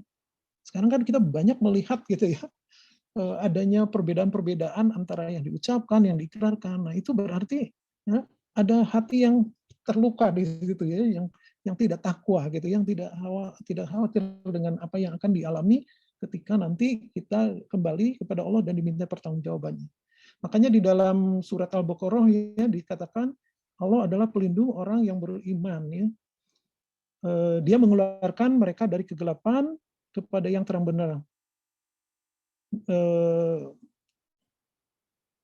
Jadi Allah waliyuladina amanu apa namanya itu sulumati ila nur, ya. Jadi di sini kata-kata di ini saya cuma ingin menyampaikan ini kata-kata dalam Al-Baqarah 257 zulumati ila nur, ya. Jadi dari kegelapan menjadi terang benderang ini yang menjadi apa inspirasinya apa Kiai Darat itu yang ketika apa mengajar Raden Kartini, ini kebetulan bulan April ya. Kemudian oleh Ibu Kartini kata-kata kegelapan, ya, dari kegelapan menjadi terang benderang itu dijadikan judul bukunya yang kita sudah tahu ya, habis gelap terbitlah terang. Nah, jadi diambil dari kalimat ini, dari kalimat surat Al-Baqarah ini ya. Jadi Allah itu adalah pelindung dari orang-orang beriman dan Allah yang mengeluarkan dari kegelapan kepada terang benderang. Sementara orang yang kafir itu, orang yang menutup dirinya, ya, artinya menutup kebenaran, itu takut adalah pemimpinnya. Yang mengeluarkan mereka dari terang benderang menjadi gulit-gulit aja sebelahnya. Mereka penghuni neraka. Jadi artinya di dalam hal ini, ya, ketika kita bicara yang kafir, yang beriman, jangan selalu karena kalau kita baca di Quran itu ya ayyuhalladzina kafirun, ya, misalnya ya ayyuhalladzina kafirun misalnya, atau enggak ya alladzina aman innalladzina kafaru gitu ya, misalnya sungguhnya orang yang kafir, kita tuh bayangannya itu orang lain gitu. Jangan seperti itu. Itu bisa terjadi pada diri kita sendiri gitu. Ya, kita itu bentuk dari kehati-hatian kita dalam beragama, karena itulah yang diajarkan Allah ya di dalam itu, di dalam Quran gitu ya, melalui yang disampaikan oleh Nabi Muhammad. Nah, jadi itu sebabnya di dalam hal ini tujuan dari puasa kita tuh adalah untuk ya untuk mencapai derajat takwa ini yang pada prinsipnya agar iman yang termaksud dalam hati itu benar-benar dijalankan seperti apa yang seharusnya ya, artinya antara hati, lidah dengan apa yang diamalkan itu sesuai gitu ya, dan itu semua karena Allah. Sebelum lanjut ya, saya juga ingin membahas sedikit tentang ini, tentang makna dari Islam, iman, ihsan ini kalau saudara mungkin pernah mendengar cerita ya, ketika selesai sholat di jamaah gitu, terus tiba-tiba ada orang apa namanya itu masuk, kemudian duduk gitu, langsung berhadapan dengan apa, dengan Nabi, dengan duduk sama-sama itu ya, bertekuk kakinya itu, sehingga si apa lututnya tuh beradu gitu ya, dekat sekali gitu kan. Orang itu sudah terkejut aja, ini orang itu siapa ya, kok berani-berani ya begini. Tanpa basa-basi terus langsung tanya, Islam itu apa gitu, gitu kira-kira gitu ya. Terus Rasul waktu itu menjawab, Islam itu engkau bersaksi bahwa tidak ada yang hak untuk disembah selain Allah dan bahwasanya Muhammad adalah utusannya. Ya. Engkau dirikan sholat, tunaikan zakat, berpuasa Ramadan, dan berhaji ke Baitullah jika engkau mampu menempuh ke sana. Tiba-tiba orang itu bilang, benar. Terus kemudian iman itu apa? Gitu ya.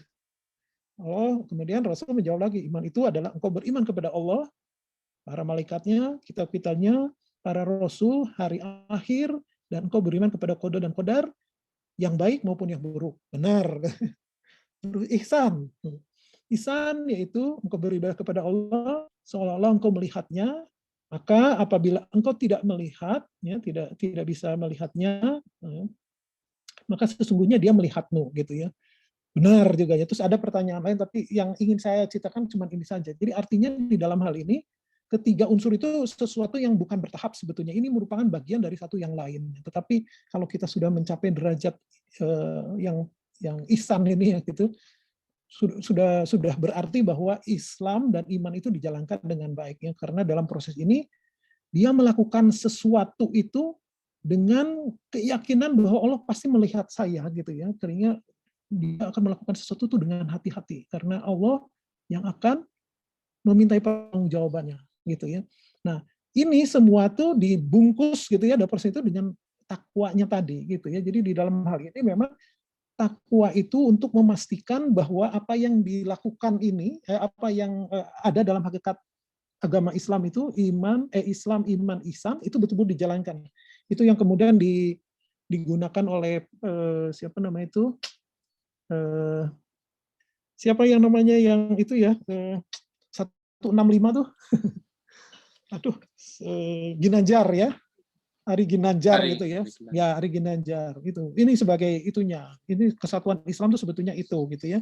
Nah kalau kita lihat juga di Al-Baqarah yang itu apa, Dalikal Kitabul La Raiba Fihi Hudal lil Muttaqin dan seterusnya itu kan disebutkan di sini bahwa Al-Quran itu adalah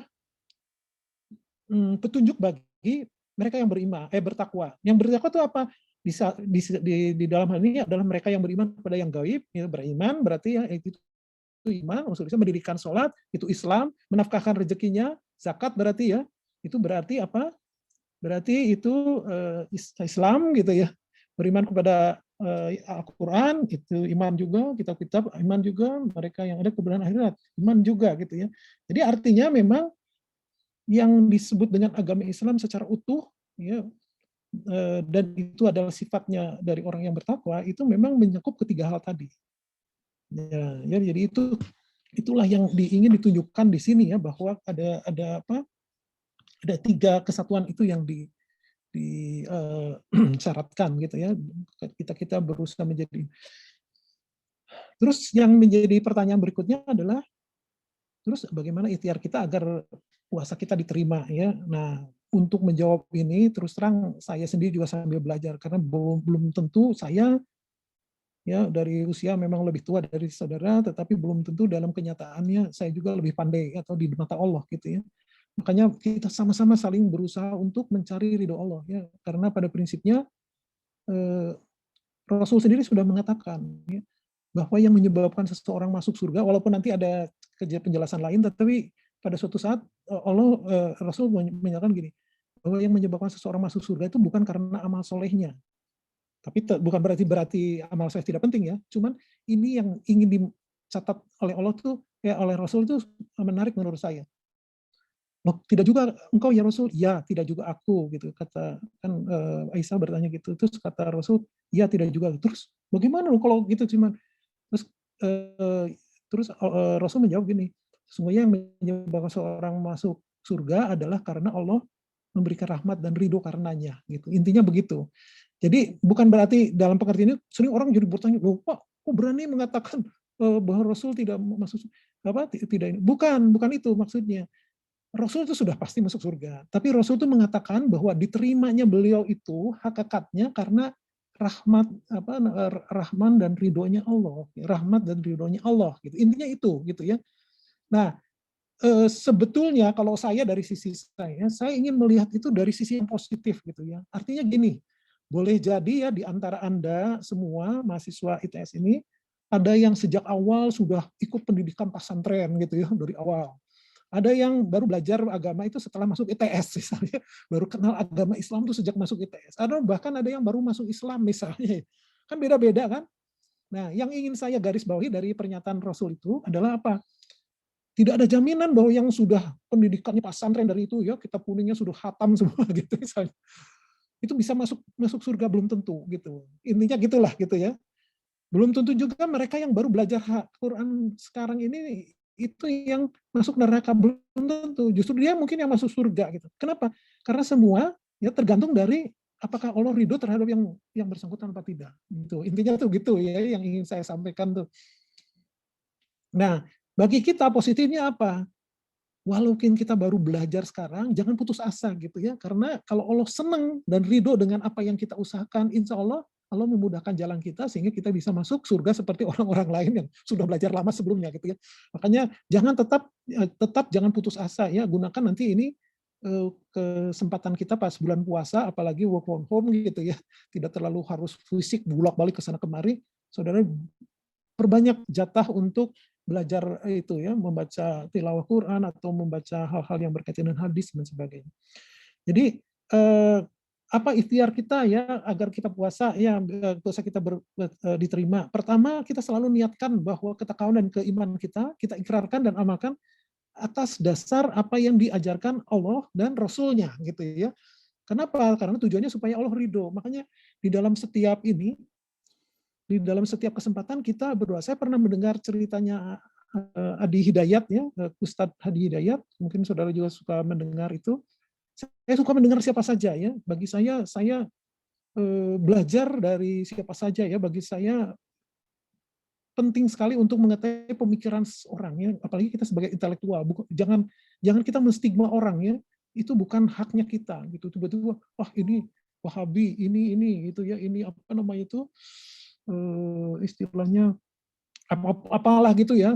Saya juga lupa golongan-golongan. Nah, sehingga kita tidak mau mendengar.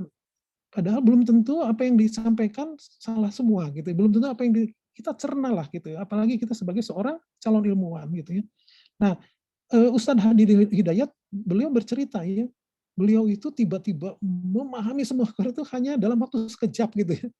Itu pun ketika bapaknya sudah meninggal. Terus kemudian dia punya niat ke bapaknya itu ingin membuktikan gitu ya bahwa dia anak bakti gitu ya. Sehingga dia saya akan begini.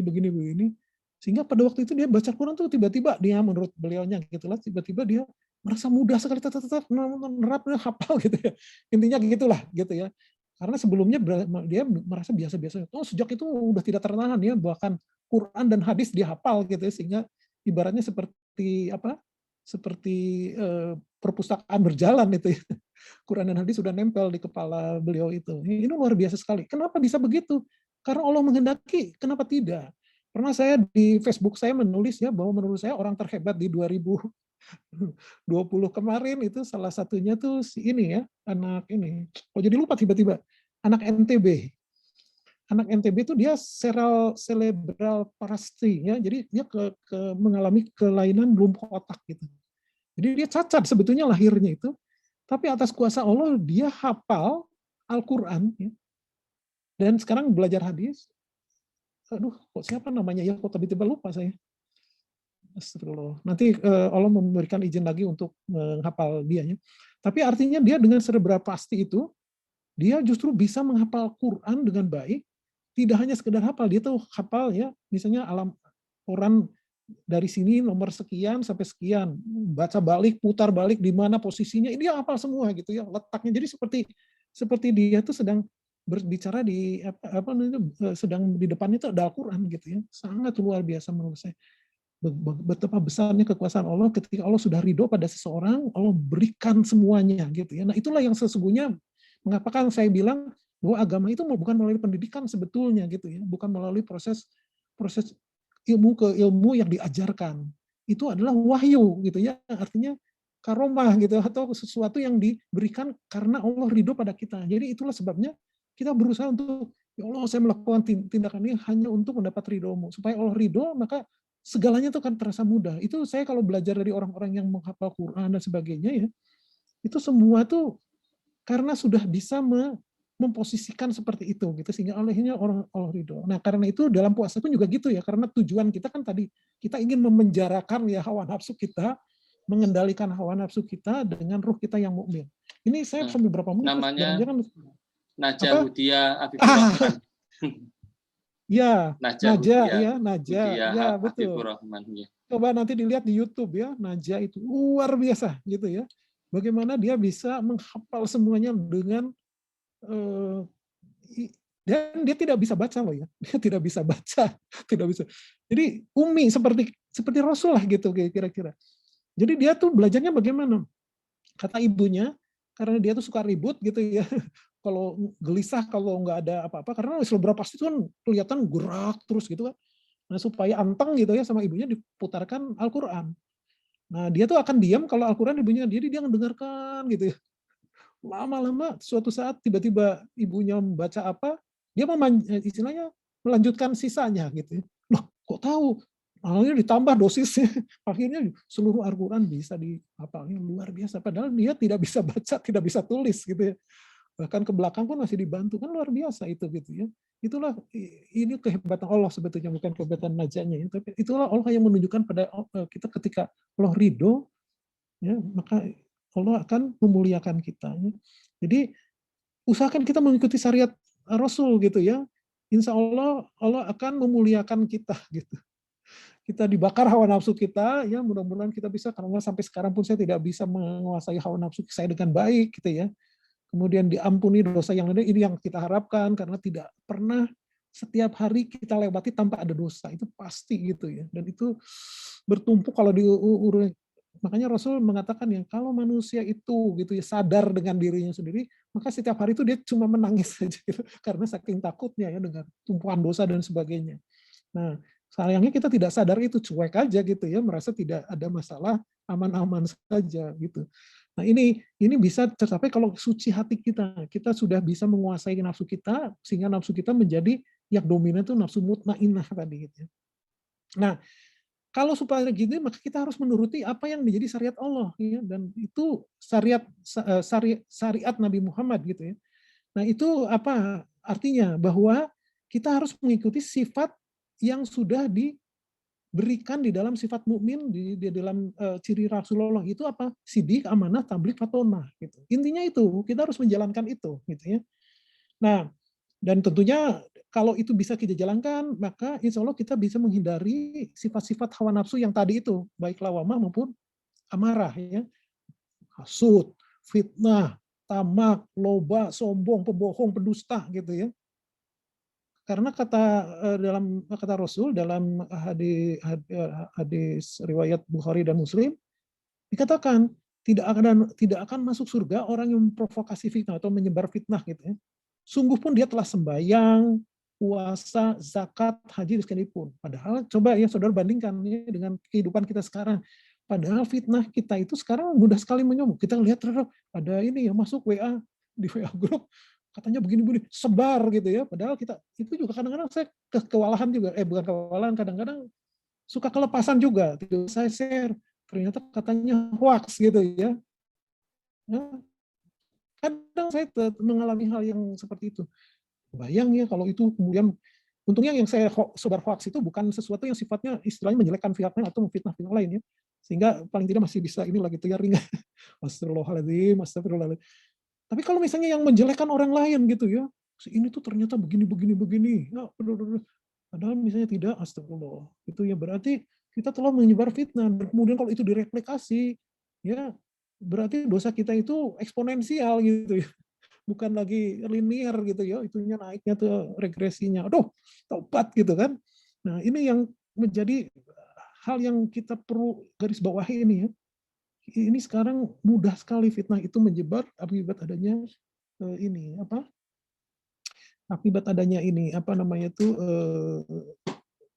gadget ini gitu ya, di revolusi industri 4.0 ini ya.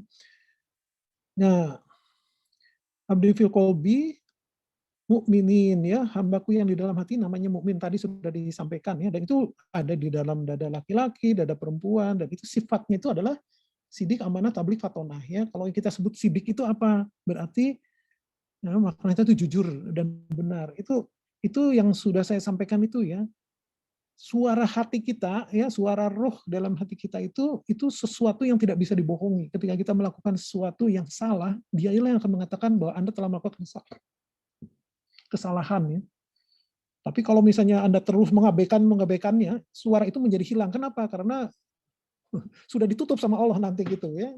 Sifat kafir kita yang sudah dominan begitu. Nah, ini yang harus kita pahami gitu ya. Kita paham bagaimana Rasul Shallallahu Alaihi Wasallam itu selalu jujur dalam perbuatan, sehingga beliau disebut al-amin sejak masa kecil ya, tidak pernah berbohong dan benar perkataannya. Nah, jadi artinya di dalam hal ini diperlukan integriti. Sebetulnya integriti itu lebih mengarah kepada ihsan ya, karena integritas itu maknanya itu ya, kita itu selalu berusaha melakukan yang terbaik, ada reward atau tidak, diperhatikan orang atau tidak gitu. Karena apa? Karena kita ingin melakukan sesuatu untuk memberi manfaat yang terbaik dari diri kita kepada orang lain. Peduli apakah nanti orang itu akan mengucapkan terima kasih atau memberi imbalan atau tidak gitu ya. Tapi dia betul-betul itulah orang yang berintegritas itu. Integritas itu orang yang seperti yang ihsan gitu ya. Karena apa? Ketika kita bicara ihsan, maka ketika kita melakukan sesuatu itu kita selalu merasa diperhatikan Allah. Karena itu kita selalu berusaha yang terbaik. Tapi kalaupun misalnya kita tidak bisa melihat Allah, katakanlah, maka kita selalu merasa bahwa Allah lah yang melihat kita, gitu ya. Nah, itu intinya ya. Jadi sidik itu selalu berusaha benar dan jujur, dan itulah yang ada di dalam diri kita itu. Ya, itu yang harus kita pelihara nih ya. Cirinya di sini disebutkan kita selalu akan tegar. Kita lihat sini ada ini apa ada waktu. Oh, oke. Saya akan percepat ya. Waktunya tinggal 5 menit lagi. Oke, itu satu ya, supaya agak cepat ya. Nah, nanti yang lainnya bisa dibaca. Saya sudah berikan share ke Mas ini supaya Mas siapa tadi itu Mas Farhan. Mas Farhan. Farhan ya. Nah, kayaknya Pak Farhan ya. Pak Farhan tadi sudah saya bagi itunya supaya bisa di-share kalau misalnya ada yang berminat untuk melihat lebih baik langsung semuanya. Oke, terus yang kedua amanah ya. Artinya kalau amanah itu kita itu selalu bisa dipercaya. Intinya amanah kan dipercaya gitu ya. Sehingga ketika kita mendapat kepercayaan orang ya, maka kita akan selalu berusaha menjaganya. Jadi intinya amanah itu bisa dipercaya dan terpercaya gitu ya. Nah, itu menjadi kata kuncinya. Jadi kita tidak akan pernah mengkhianati ya, mengkhianati siapapun. Apalagi mengkhianati Allah dan Rasul-Nya gitu ya. Jadi ketika kita mendengar seseorang melecehkan, kan ini sekarang sering sekali terjadi ya, orang dengan mudah saja melecehkan ulama, melecehkan Rasul, dan kalau kita tidak ini jangan diikut-ikutan paling tidak gitu ya. Kalau kita tidak sanggup untuk mengingatkan ya, jangan ikut-ikutan, diam. Karena itu bahaya sekali gitu ya. Itu berarti kita tidak amanah, karena dalam proses ini ya, ini apa namanya tuh istilahnya apa? Kita mengkhianati Allah dan Rasul-Nya. Padahal sudah sejak awal kita mengatakan asyhadu alla ilaha illallah wa asyhadu anna muhammadan rasulullah. Ya. Jadi artinya kan kita sudah berikrar sebagai Islam tuh kita menyampaikan bahwa tidak ada Allah, tidak ada Tuhan selain Allah, dan tidak ada dan Rasulullah adalah utusannya. Itu sudah satu paket itu, tidak bisa kita cuma nurut sama Allah gitu ya.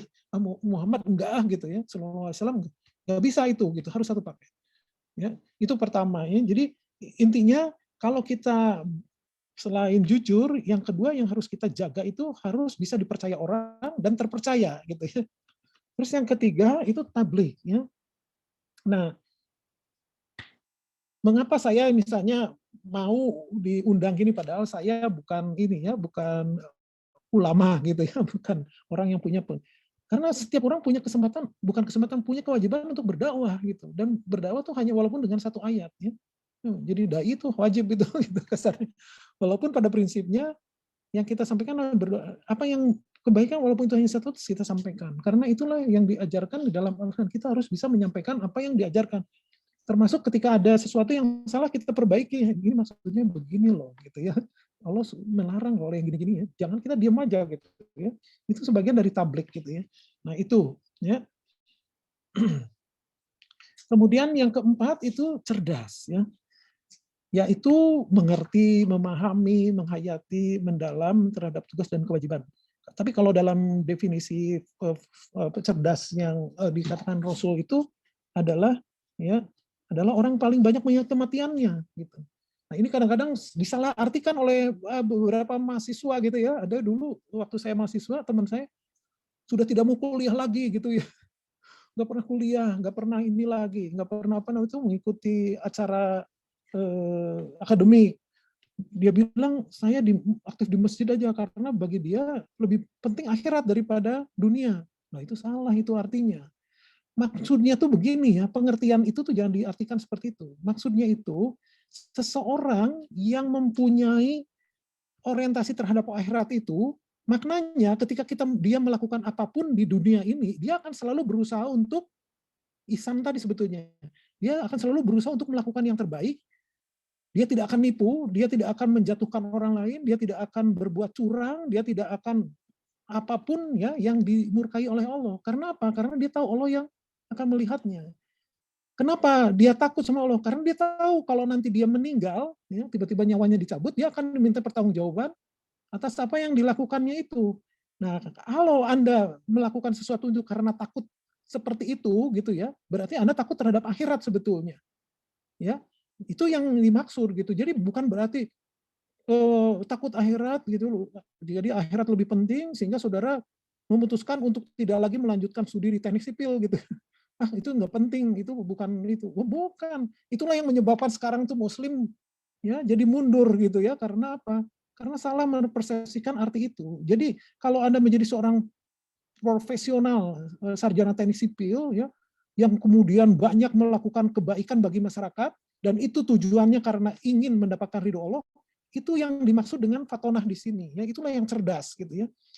Nah, jadi dalam implementasi karir ini ada contohnya ya. Jadi misalnya seperti tadi saya bilang, Anda harus menunjukkan niat karena akhiratnya. Karena kalau misalnya melakukan sesuatu itu atas dasar karena Allah, maka kita tidak akan melakukan hal-hal yang dilarang oleh Allah. Jadi kita akan selalu menjadi teman yang setia, teman yang terpercaya, ya, yang bisa melakukan sesuatu itu dengan amanah.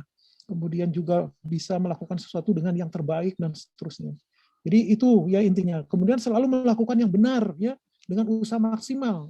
Tapi di sisi lain sambil yakin bahwa keputusannya nanti Allah yang itu. Jadi tugas kita tuh udah melakukan yang terbaik. Bahkan Allah sendiri mengatakan kepada Rasul, kepada Nabi Muhammad, tugasmu itu hanya menyampaikan. Soal kemudian orang itu beriman apa tidak, itu urusanku gitu ya, kasarnya sih gitu. Kamu nggak usah ikut-ikutan lah, katakanlah gitu ya. Jadi dalam hal ini tugas kita hanya menjalankan yang terbaik yang diharuskan dijalankan. Sedangkan sisanya kita serahkan kepada Allah. Terus kemudian yang kedua, ya Allah mengatakan jadikanlah sabar dan syukur sebagai langkah dan dalam usahamu gitu ya. Jadi sabar itu nanti akan saya ceritakan lagi kalau misalnya ada waktu lagi. Saya kira nggak cukup ya. Syukur itu apa saja maknanya, itu juga luas banyak ya.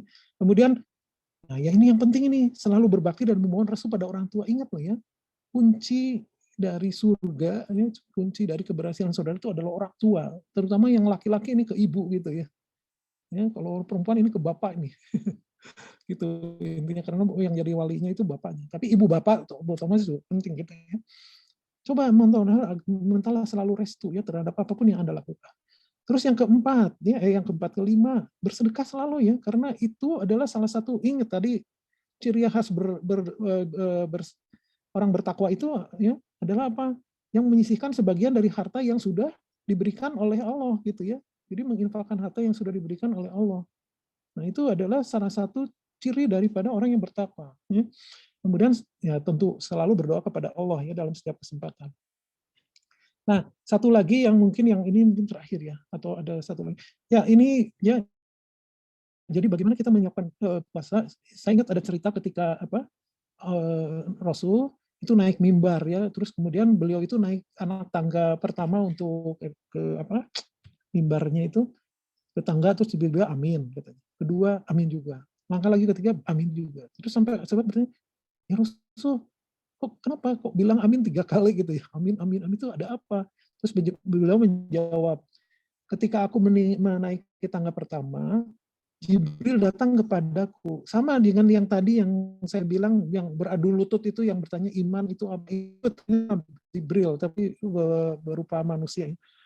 Nah, terus berkata, di sini ini nggak kelihatan Nabi Jibril, malaikat Jibril, celakalah seorang hamba yang mendapati bulan Ramadan namun dosanya tidak diampuni. Maka aku berkata amin gitu ya. Jadi ini menunjukkan betapa pentingnya Ramadan itu gitu ya bagi seorang makhluk gitu. Bahkan kan kita tahu sendiri kalau misalnya kita karena satu dan lain tidak bisa menjalankan puasa, Allah mewajibkan kita mengganti karena Allah menuntut 1 bulan itu gitu ya penuh dijalankan. Nah, apapun alasannya gitu ya. Nah, jadi ini artinya penting. Jadi artinya kalau misalnya kita menjalankan puasa itu tidak diampuni dosanya, kenapa? Karena kita tidak mengendalikan hawa nafsu kita, yang kita ini hanya lapar dahaga saja, ya, sehingga kita tidak punya dapat apa-apa kecuali lapar dan dahaga itu, dan dosa kita diampuni, itu berarti orang yang celaka gitu. Aduh, jangan sampai kita termasuk yang ini ya. Terus yang kedua, ketika malaikat berkata katanya, itu ke langkah kedua ya, celakalah seorang hamba jika mendapati kedua atau salah satu orang tuanya masih hidup, namun keberadaan orang tuanya tidak membuatnya masuk ke dalam surga, aku pun berkata, amin. Itu artinya apa? Untuk saudara-saudara ya, saya yakin sebagian besar dari saudara-saudara masih mempunyai orang tua yang lengkap, atau masih ada yang ibunya atau bapaknya. Itu adalah pintu surga saudara ya gitu ya. Jadi dulu pernah ada seorang istilahnya alim ulama yang itu ya sangat terkenal, ketika orang tuanya meninggal itu nangis, kok kamu tuh bagaimana, kan itu ya gitu istilahnya bisa dibilang Anda seorang alim ulama tapi kok menangisi orang tuamu seperti itu. Dia bilang tuh, saya bukan menangisi ibu saya dalam pengertian kehilangan itu, tetapi saya menangisi karena berarti saya sudah kehilangan satu pintu surga gitu, intinya gitu ya. Jadi betapa pentingnya orang tua ya. Jadi ketika bulan puasa ini mohon ini ya betul-betul diperhatikan, minta restu orang tua, selalu berusaha lebih baik sama orang tua, bantu orang tua ketika ini menjadi suatu hal yang penting gitu ya. Kemudian yang ketiga, yang ketiga adalah celakalah seorang hamba jika namamu disebut di hadapannya, dia tidak bersalawat untukmu katanya. Jadi kalau Rasul disebut Muhammad ya, saudara harus segera menyebut Shallallahu Alaihi Wasallam. Sebab itu salah satu orang yang pedit itu ya, melit. Itu orang yang ketika di hadapan disebutkan nama Rasul itu tidak bersalawat, tidak menyebutkan ini. Nah, itu juga salah satu hal yang juga penting ya. Nah, maksudnya di dalam hal ini cobalah kita melakukan persiapan, karena puasa itu bukan semata-mata fisik, artinya yang saya sampaikan. Kita itu sekarang itu berusaha untuk memenjarakan gitu ya, memenjarakan hawa nafsu kita gitu ya. Setan gitu untuk mendapat ridho agar kita termasuk orang yang bertakwa. Jadi intinya itu ya, makanya di dalam hal ini seorang laki-laki bertanya, ini bukan kaitannya dengan puasa tapi secara umum gitu ya. Kalau kita bisa untuk masuk surga bagaimana gitu ya. Pertama adalah kita menyembah Allah, tidak ada yang itu selain pada Allah. Jangan sekutukan, karena itu menjadi dosa yang paling besar. Itu mendirikan sholat, keluarkan zakat, ya. Hubungan kasih sayang sesama kamu. Nah itu intinya. Yang ingin saya sampaikan sebetulnya yang belakang ini, hubungan kasih sayang sesama kamu, saudara gitu ya. Ya, karena ini bisa menggugurkan apa yang sudah saudara perolehnya hanya karena saudara isinya bermusuhan satu sama lainnya. Kalau bisa masih ada ini, ya sekarang coba dileburkan dengan walaupun dengan berat mungkin yang bagi saudara. Tapi itu penting itu ya. Oke, saya kira itu yang ingin saya sampaikan dalam kesempatan ini. Saya tidak bercerita harus apa saja mau puasa, karena menurut saya justru puasa itu mengenai masalah ruh ya, masalah pengendalian ruh terhadap hawa nafsu kita, sehingga persiapannya lebih mengarah kepada ya dimensi spiritual gitu ya, bukan dimensi fisik gitu. Makanya saya tidak terlalu banyak berbicara soal. Oke, saya kira itu yang bisa saya sampaikan. Kurang lebihnya mohon maaf. Terima kasih. Terima kasih dari Prof. Joni. Mana mungkin bagi teman-teman yang ada pertanyaan mengenai materi yang sudah disampaikan tadi, bisa menggunakan fitur raise hand. Untuk sesi pertanyaan kami buka 15-20 menit. Dan kami tampung mungkin 2 pertanyaan dulu. Apabila masih ada sisa waktunya, akan kami open lagi kuota pertanyaan. Monggo silakan teman-teman.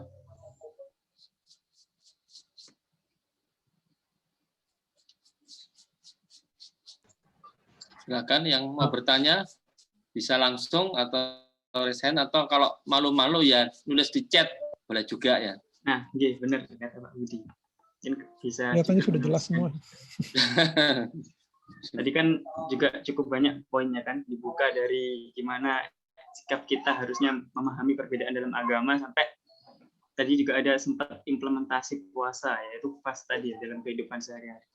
Tadi juga disampaikan juga ilustrasi-ilustrasi seperti bedanya puasa ulat dan puasa ular, sama contoh dari Pak Budi yang selalu memandang orang lain dari sisi baiknya. Jadi silakan teman-teman, kalau ada pertanyaan, monggo. Oh, saya mau bertanya. Silakan kan.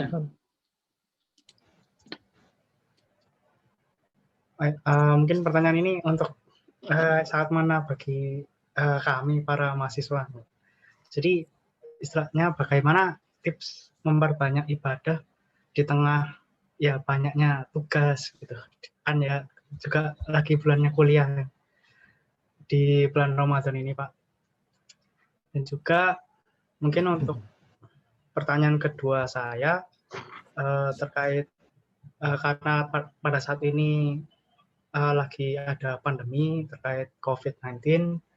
Nah, sekiranya kira-kira bagaimana caranya untuk beribadah kan di masjid-masjid kan untuk saat ini kan ya namanya untuk keramaian kan perlu diminimalisir gitu ya Pak. Jadi mungkin ada beberapa masjid yang membatasi kapasitasnya mungkin dengan mengasih berjarak, dalam saat berjarak. Itu kira-kira bagaimana ya Pak? Kan juga iktikaf kan juga di masjid juga Pak. Mungkin cukup untuk pertanyaan dari saya. Baik ya. Terima kasih Mas Farhan. Mungkin dari Pak Joni bisa langsung dijawab. Mungkin langsung dijawab aja dari Mas Farhan. Langsung dijawab ya. Oke, Prof. Bentar. Saya jadi distraknya. Bentar. Yang pertama tuh tadi apa? Ulangi. Saya kok jadi ini. Oh ya. Terganggu. Ya, bagaimana tadi yang pertama tuh apa ya? Jadi terkait ini Pak, kayak tips menambah amalan di bulan Ramadan ini dari ya, betul. Di kami sebagai mahasiswa ini Pak. Kan juga ada kuliah dan juga ya misalnya banyak tugas gitu Pak. Ya, begini ya, saya itu mungkin nggak tahu ya, mungkin prinsip saya sama dengan Pak Budi. Saya tidak menghitung sesuatu secara matematis ya. Saya menghitungnya istilahnya tidak menggunakan secara matematis, tapi menggunakan perhitungan spiritual gitu. Jadi gini, memang harus diakui ya bahwa yang namanya tugas itu banyak. Ya, padahal di sisi lain misalnya kita harus ibadah, sehingga kadang-kadang kita lebih mengutamakan tugas daripada deadline gitu ya. Tugas kita daripada istilahnya menjalankan ibadah gitu ya, dalam pengertian sebetulnya di sisi lain sebetulnya kalau kita niatnya baik, benar, mengerjakan tugas juga sebetulnya ibadah gitu ya. Tapi di sisi lain yang dimaksud ibadah di sini adalah kita misalnya membaca Quran dan sebagainya. Nah, intinya gini ya, saya tidak mengukur sesuatu itu dengan matematik, maksudnya gini. saya selalu berkeyakinan yang membuat sesuatu itu mudah dan susah, cepat dan lambat itu sebetulnya Allah sendiri gitu. Ngerti nggak maksudnya? Sebab kadang-kadang kita tuh misalnya ya tidak mau beribadah itu hanya gara-gara nanti ini sebentar lagi ini tugasnya harus segera selesai, ini sudah idenya sudah ada nih kayak harus diselesaikan mumpung ini. Padahal di saat yang bersama misalnya ada azan ya, azan seharusnya kita sholat. Nah, itu sering menjadi gangguan itu gangguan setan itu begitu ya. Tiba-tiba kita merasa bahwa ini harus dikerjakan sekarang sehingga kita tidak bisa memenuhi sholat kita gitu karena kita merasa ini dalam tanda kutip ya harus segera dikerjakan dan artinya lebih penting kan gitu. Nah kalau seperti itu saya berusaha justru meninggalkan tugas saya gitu. Saya kerjakan dulu karena saya berkeyakinan ya nanti pasti Allah akan mempermudah tugas saya. Karena gini, saya sudah pengalaman hidup gitu berapa kali gitu ya mengalami gitu, ini tinggal sedikit lagi udah hampir bisa gitu ya. Kan kalau ngitung sudah nggak selesai tiba-tiba azan. Karena saya kesel penasaran saya terus gerjakan. Bukannya malah tambah cepat, malah tambah lama gitu ya. Karena otak tuh tambah jenuh gitu ya, tambah stres. Nah, terus saya sekarang merubah itu. Begitu sudah gitu terus misalnya waktu sholat, saya ibadah dulu. Saya pergi aja gitu ya, berjamaah dulu lah gitu ya, selesaikan ya dengan perasaan itu sambil memohon kalau mudah-mudahan diberi kemudahan. Biasanya pulang tuh, alah cuman gini aja ternyata gitu ya. Kadang-kadang dengan sikap seperti itu justru kita dibuka jalan untuk memecahkan persoalan yang kita hadapi. Yang biasanya kalau saya paksakan itu ya, misalnya jadi 2 jam, ini mungkin jadi tinggal 1 jam aja. Gitu. Artinya hal-hal seperti itu sering terjadi gitu ya. Jadi saya percaya itu gitu ya. Itulah sebabnya di dalam misalnya kehidupan saya misalnya kalau pagi sekarang itu misalnya berusaha untuk tidak membaca WA atau tiba-tiba saya udah disiplin kan ya begitu pagi bangun sholat subuh, nah, saya tilawah pasti gitu setidaknya 1 juz gitu misalnya. Nah, kenapa saya lakukan gitu? Karena bagi ini penting bagi kita gitu ya untuk istilah dalam tanda kutip ya menabung ya. Menabung kita akhirat kita. Nah, kalau itu dilakukan sejak muda gitu ya seperti saudara-saudara sekarang itu justru luar biasa sekali, itu investasi yang luar biasa. Insya Allah apapun ya tugas dan itu yang saudara lakukan itu akan menjadi insya Allah lebih mudah gitu. Kalau kita percaya karena yang membuat susah dan ya, tidak saya tadi yang membuat susah dan mudah lama dan itu adalah karena bantuan Allah juga gitu. Artinya ketika kita mengerjakan Allah memberikan ide gitu ya, memberikan jalan keluar pada kita terhadap persoalan yang kita hadapi. Nah, gitu intinya sih gitulah. Jadi maksud saya jangan dijadikan alasan ya kita tidak beribadah tuh karena banyak tugas. Jadi sebenarnya dalam tanda kutip ini ya, kita tuh lebih menuhankan gitu ya seolah-olah gitu. Menuhankan tugas daripada apa yang menjadi kewajiban kita gitu. Nah, dalam hal ini coba dibalik gitu ya.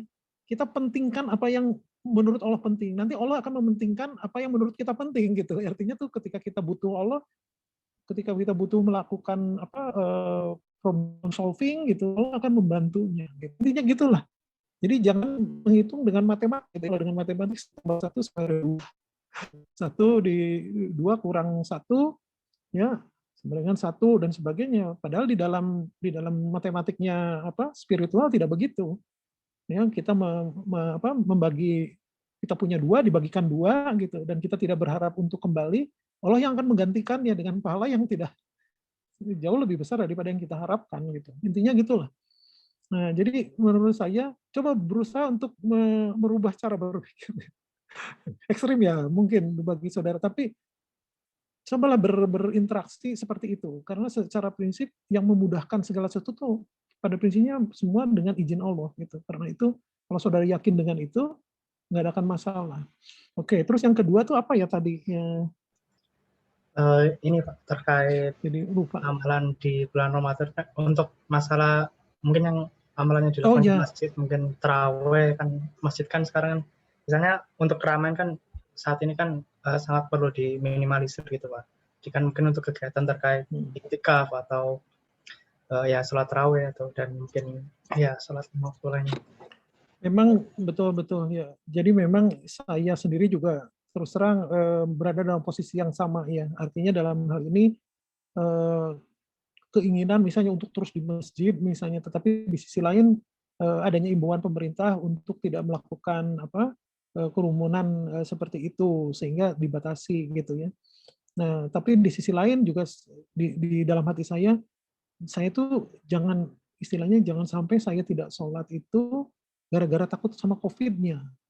Kan takutnya harus sama Allah gitu ya, intinya gitu. Tapi di sisi lain juga saya harus hati-hati, jadi jangan takabur gitu ya, karena pasti ini dilindungi Allah ya sudah, ya ibarat kita jalan di jalan tol gitu, jalan kaki di jalan tol kan Allah yang akan melindungi gitu. Tidak seperti itu juga gitu. Jadi di dalam hal ini kalau dari sisi saya tetap misalnya subuh saya tetap di masjid gitu ya, usah di masjid.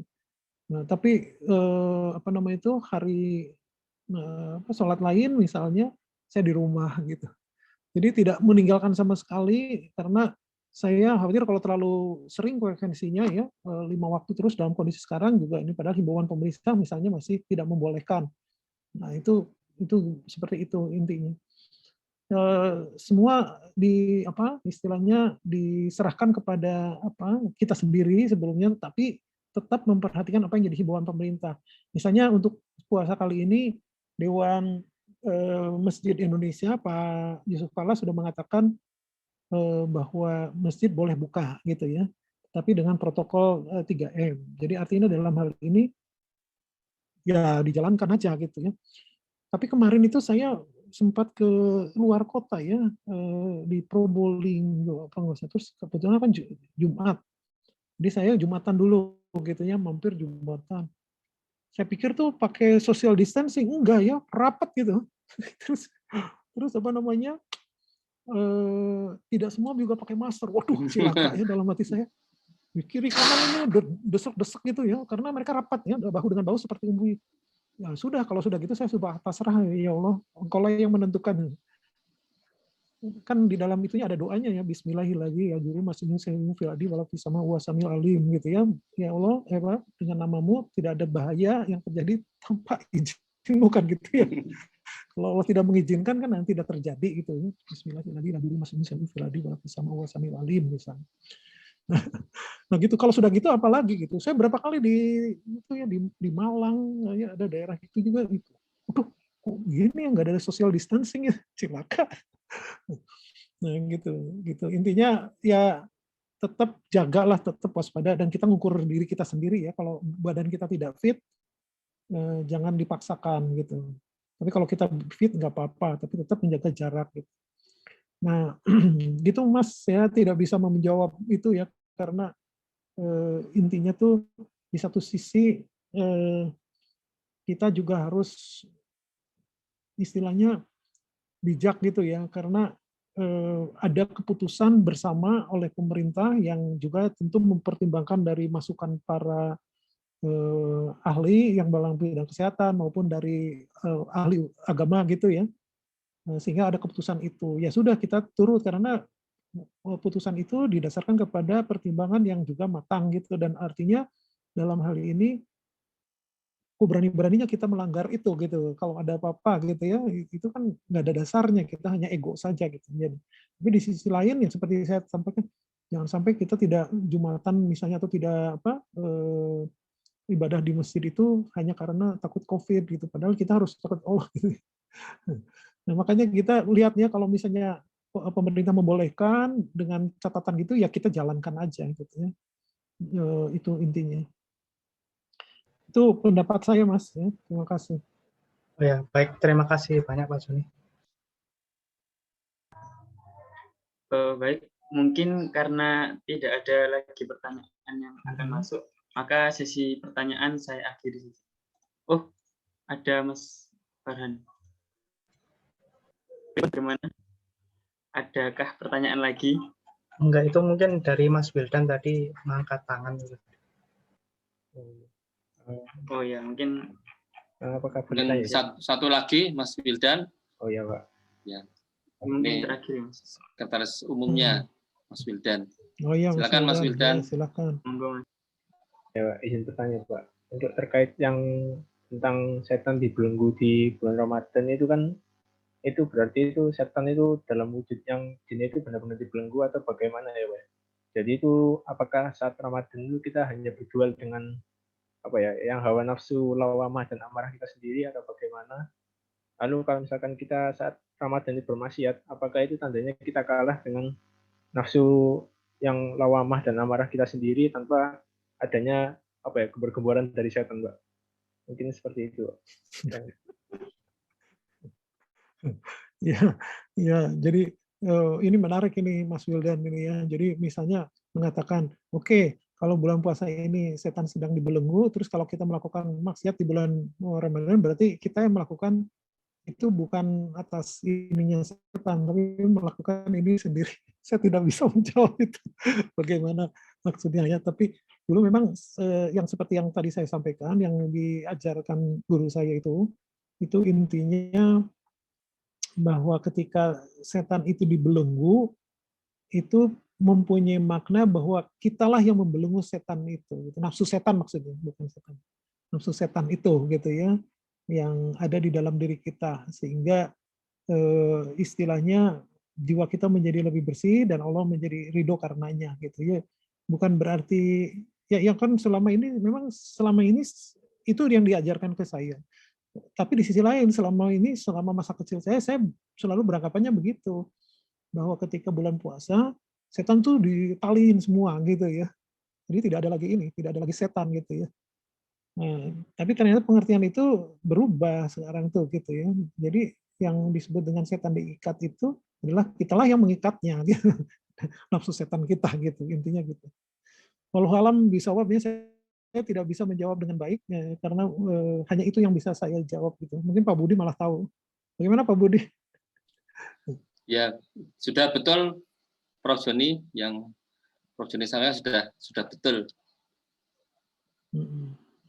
Ya, zaman saya kecil memang diajarkan ustazah saya begitu ya. Ini setan-setan diikat gitu ya, pengertiannya tuh gitu. Tapi ternyata setelah di sini kok berubah ya, pengertian itu ternyata bukan seperti itu gitu. Intinya begitu Mas. Oke. Nuwun. Ya, Pak. Baik, Pak. Terima kasih, Pak. Terima kasih. Silakan nanti dicari lagi yang sesungguhnya seperti apa yang betulnya ya. Tapi mungkin saja itu yang benar gitu, atau mungkin juga ada yang lain yang lebih benar. Gitu.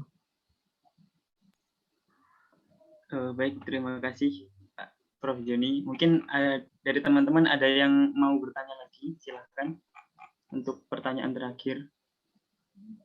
Bisa langsung menyalakan mikrofonnya saja.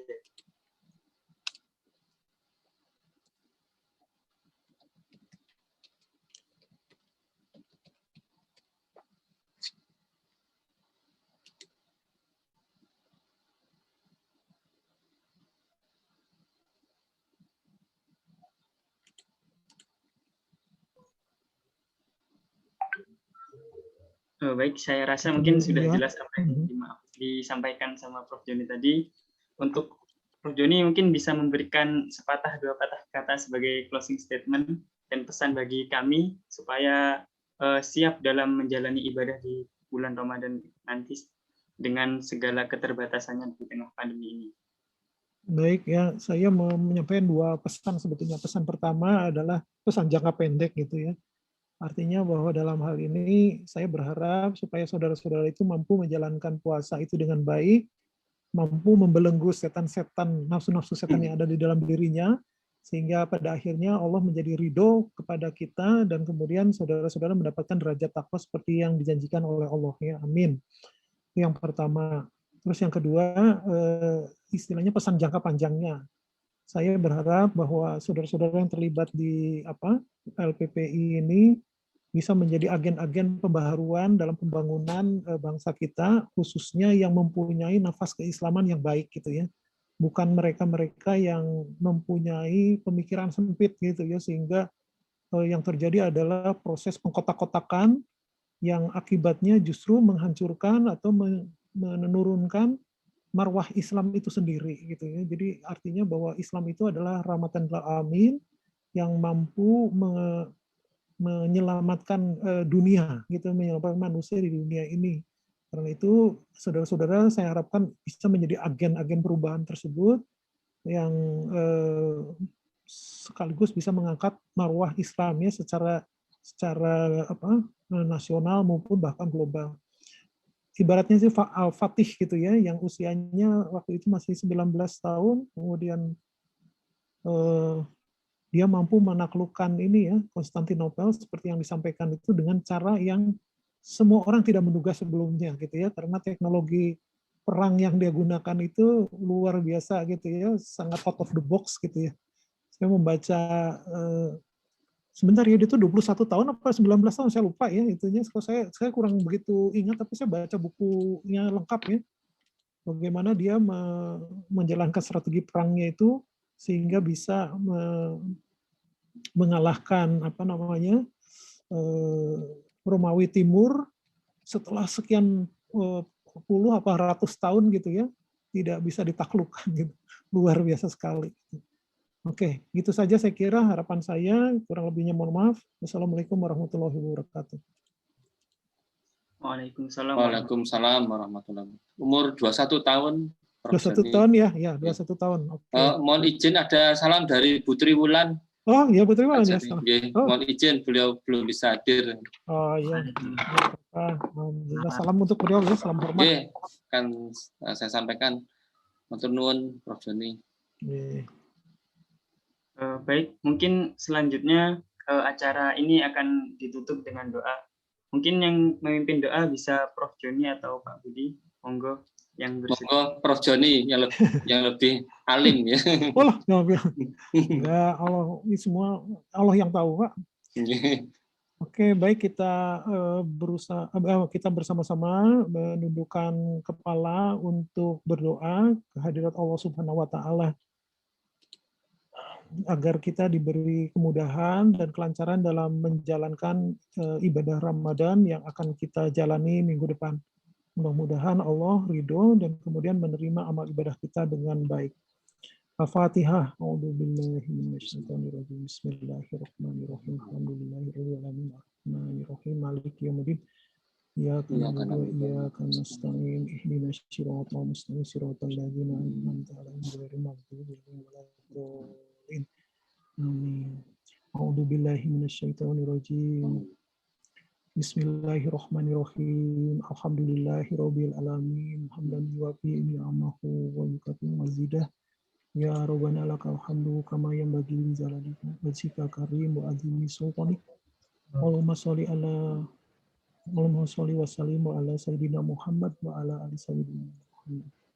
Rabbana taqabbal minna innaka antas samiul alim wa tub alaina innaka antat tawwabur rahim. Ya Rabb, kami telah menzalimi diri kami sendiri. Jika Engkau tidak mengampuni kami dan memberi rahmat kepada kami, niscaya kami termasuk orang-orang yang merugi. Ya Rabb, berilah ampunan kepada kami, ibu bapak kami, guru-guru kami, para ulama, para pemimpin, saudara-saudara kami, muslim, laki-laki maupun perempuan. Berilah rahmat-Mu agar kami dapat berbuat amal soleh yang Engkau ridhoi. Masukkanlah kami dengan rahmat-Mu ke dalam golongan hamba-Mu yang soleh. Ya Allah, anugerahkanlah kepada kami pertolongan untuk selalu mengingat-Mu, bersyukur kepadamu dan beribadah kepadamu. Khususnya dalam menghadapi saum di bulan Ramadan ini, ya Allah. Bimbinglah senantiasa ibadah puasa kami agar kami mendapat rahmat dan ridho-Mu. Berilah kami rahmat agar dapat menikmati indahnya Ramadan kali ini, ya Allah. Menahan hawa nafsu, menahan lapar dan dahaga, melaksanakan tarawih, bertilawah, serta melakukan amalan baik yang menghantarkan kami untuk mendapatkan ridho-Mu. Ya Allah, tunjukkanlah kami kebenaran dan berilah kami jalan untuk dapat mengikutinya.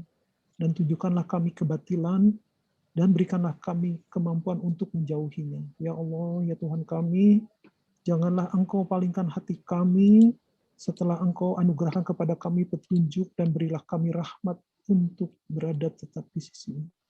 Sesungguhnya Engkau Maha Pemberi. Ya Allah, ya Tuhan kami, anugerahkanlah kepada kami pasangan hidup dan keluarga keturunan yang menunjukkan mata dan pandangan kami. Jadikanlah kami teladan bagi orang-orang yang beriman.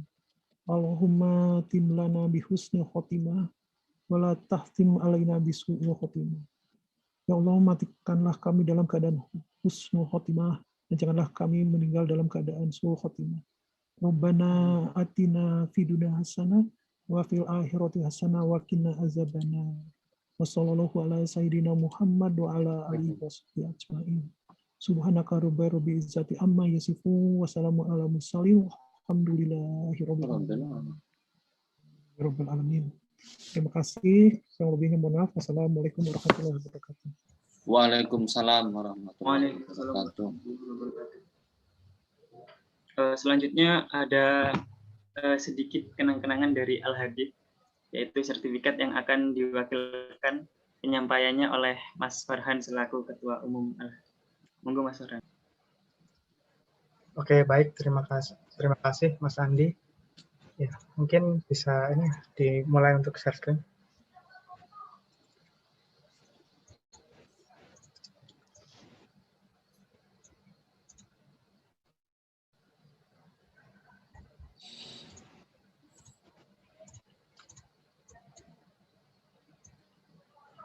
Ya, baik. Terima kasih Mas Farhan dan Pak Budi ya. Ya, kasih. Ya, kami ucapkan banyak terima kasih karena telah mengisi acara kajian kali ini. Semoga kajian kali ini menjadi berkah bagi kita semua. Amin. Amin. Amin. Amin. Baik, terima kasih Pak Joni, Pak Budi juga telah menyempatkan waktunya untuk mengikuti kajian kali ini. Oke, selanjutnya saya kembalikan ke MC. Alhamdulillah selesai sudah di serangkaian acara pada sore hari ini. Mungkin bagi Pak Joni atau Pak Budi, jikalau ada keperluan lain, monggo bisa dipersilahkan. Baik, terima kasih Pak Farhan. Terima kasih Mas Farhan, Pak Budi, dan teman-teman yang Pak lain Joni. ya, mahasiswa. Terima kasih atas ininya. Mudah-mudahan semua mendapat manfaat dari apa yang saya sampaikan. Terima kasih. Wassalamualaikum warahmatullahi wabarakatuh. Waalaikumsalam warahmatullahi wabarakatuh.